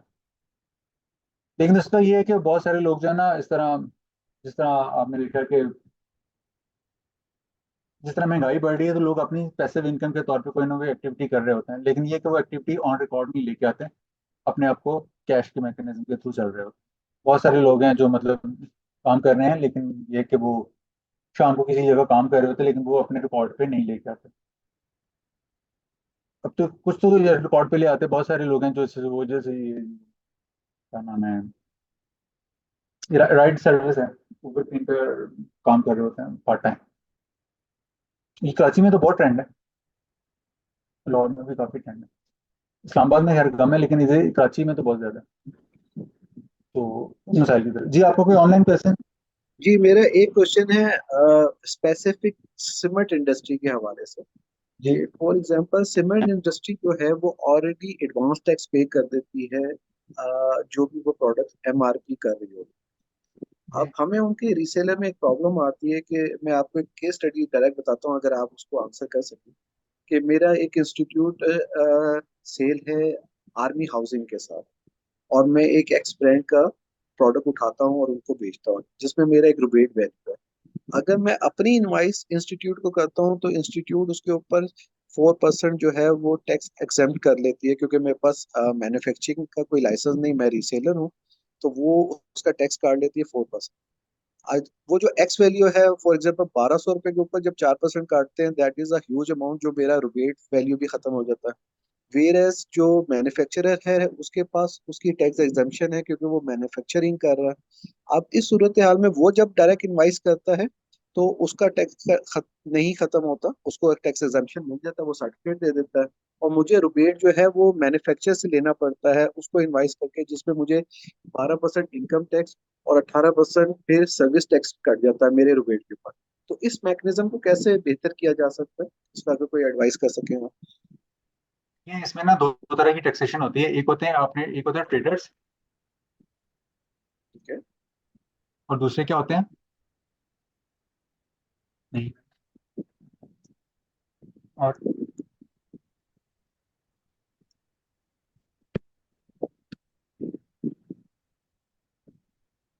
मिशन बेस पे चल रहे होते हैं। ये किस पे काम कर रहे होते हैं, मार्जिन पे, और इनकी इनकम क्या होती है, कमीशन इनकम होती है। कमीशन होती है या रिबेट होता है, जो भी आप उसको। और ये 233 है कि 233 है जो कमीशन पे डील करता है ना, जब आपकी कमीशन इनकम होती है उस पर वो टैक्स काट लेते हैं। जबकि जी ट्रेडर्स होते हैं इनके ऊपर वो सेक्शन लगते हैं 236 जी, और इस तरह की जो उनके ऊपर टैक्स लगता होता है वो टर्नओवर पे होता है। इसकी से इनका प्रॉपर प्रॉफिट एंड लॉस बनता होता है और इसकी जो इनकम होती है सिर्फ और सिर्फ इसकी कमीशन इनकम होती है, खर्चे निकल रहे होते हैं। ये दोनों में फर्क होता है। आप किस मैकेनिज्म में जा रहे हो अकॉर्डिंगली आप उसकी सही रिटर्न फाइल कर दीजिए। अगर आप ट्रेडर्स हैं उसके, यानी आप उसका ऑनरशिप भी लेते हैं स्टॉक की, पहले आपकी परचेजेस दिखाते हैं फिर आपकी सेल्स दिखाते हैं, तो फिर आप ट्रेडर हैं, यानी प्राइस को आप ऊपर नीचे कर सकते हैं। अगर आप कमीशन पे चाल काम कर रहे हैं तो फिर आपको प्राइस को ऊपर नीचे नहीं कर रहे होते, फिर आपको उन्हीं की प्राइस के ऊपर काम करना होता है, लेकिन उसमें आपकी इनकम क्या होती है, कमीशन इनकम होती है। इन दोनों में मसला जाके आता है इसमें जाके टर्नओवर टैक्स के ऊपर। जी वो क्या करते हैं कि जो आपकी जो बैंक में जो पैसे, देखिए जब कमीशन में आ रहे होते पैसे तो आ रहे होते जा भी रहे होते हैं, लेकिन वो आपको आपकी इनकम बता के टर्नओवर बता के कहते हैं कि आप इसके ऊपर टर्नओवर टैक्स दें। जी जबकि उसके निकलने का सबसे आसान हल ये होता है कि भाईजान मैं जो काम कर रहा हूँ कमीशन बेस्ड काम कर रहा हूँ, मेरा टैक्स कटा हुआ 233 के तहत, मेरी इनकम ये वाली है, मेरे तो इतने मार्जिन ही नहीं है, मेरी तो इनकम ये है, उसमें मेरे खर्चे माइनस होते हैं, तो मैं टैक्स टर्नओवर टैक्स जो अंडर सेक्शन 113 लगता है उसमें के एम्बेडमेंट से बाहर निकलने के लिए ये मैकेनिज्म अडॉप्ट करते हैं। लेकिन पहले आपने अपना खुद से अपना स्टेटस डिटरमिन करना है कि आप खुद क्या हैं, ओके कमीशन एजेंट पे काम कर, कमीशन बेसिस पे काम कर रहे हैं या मार्जिन की बेसिस पे काम कर रहे हैं। Okay okay. अब इसमें तो लेकिन थीम को लगता है वो आगे, क्या लेकिन ये है डील कैसे कर रहे हैं कि इंस्टीट्यूशनल सेल्स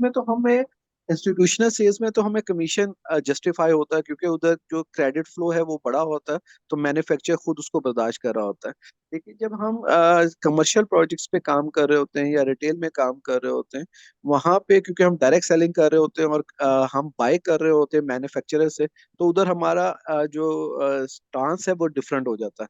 जी वहां बिल्कुल, पे फिर हम अपना ट्रेडर बन प्रॉपर P&L बनता है ना, आपकी जी प्रॉपर सेल्स आ रही होती है, परचेजेस भी आ रही होती हैं, कॉन्फर होती है, उन दोनों का जो डिफरेंस आ रहा होता है वो फिर आपकी इनकम बन रही है, जिसको टैक्सेबल इनकम बनती है जिसका। अच्छा, तो ये फिर आपने उसके ऊपर दोनों आप एक्टिविटीज, टैक्स जी आपने दोनों एक्टिविटीज को देखना है कि आपकी एक्टिविटीज किस किस सेक्शन के तहत किस एम्बिट में आके फॉल करती है, तो फिर आपने ओ अकॉर्डिंगली अपनी टैक्सेशन करनी होती है। तो जो इनकम आपकी कमीशन से पे अटेन कर रही है तो वो कमीशन में करनी होती है, जो ट्रेडर के तौर पे आप काम कर रहे होते हैं उसके लिए आपको P&L प्रॉपर बनाना होता है। जी ओके, थैंक यू जी, बहुत शुक्रिया बहुत शुक्रिया। ये नहीं चल रहा है।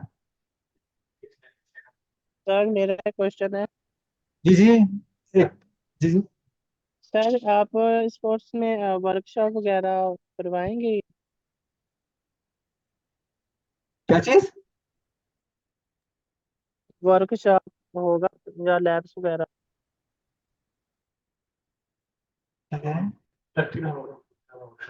देखिए हाँ, प्रैक्टिकल के हवाले से आपको बताऊं कि इंस्टीट्यूट का ना एक है, क्या बोलते हैं,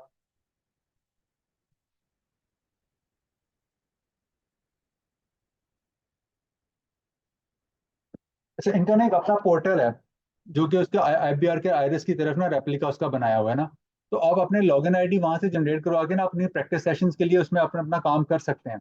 एक तो जो मैं क्लास में आपको बताऊंगा ना कि आपने रिटर्न इस तरह करने हैं, और उनके काम के लिए प्रैक्टिस करने के लिए जो IBR की आयरस का रेप्लिका है ना, वो इंस्टीट्यूट ने वो डिजाइन करवाया हुआ है। तो वो आप एडमिन से बात करके उसके लॉगिन आईडी लेके वहां पे अपनी प्रैक्टिस सेशंस के लिए अपने मतलब एक्सपीरियंस कर सकते हैं, हैंड ऑन एक्सपीरियंस कर सकते हैं, जितनी मर्जी खुल की चाहे प्रैक्टिस कीजिए बिला खौफ। इनकम टैक्स की आयरस की हद तक वो आपको उनका एडमिन वाले बता देंगे। जी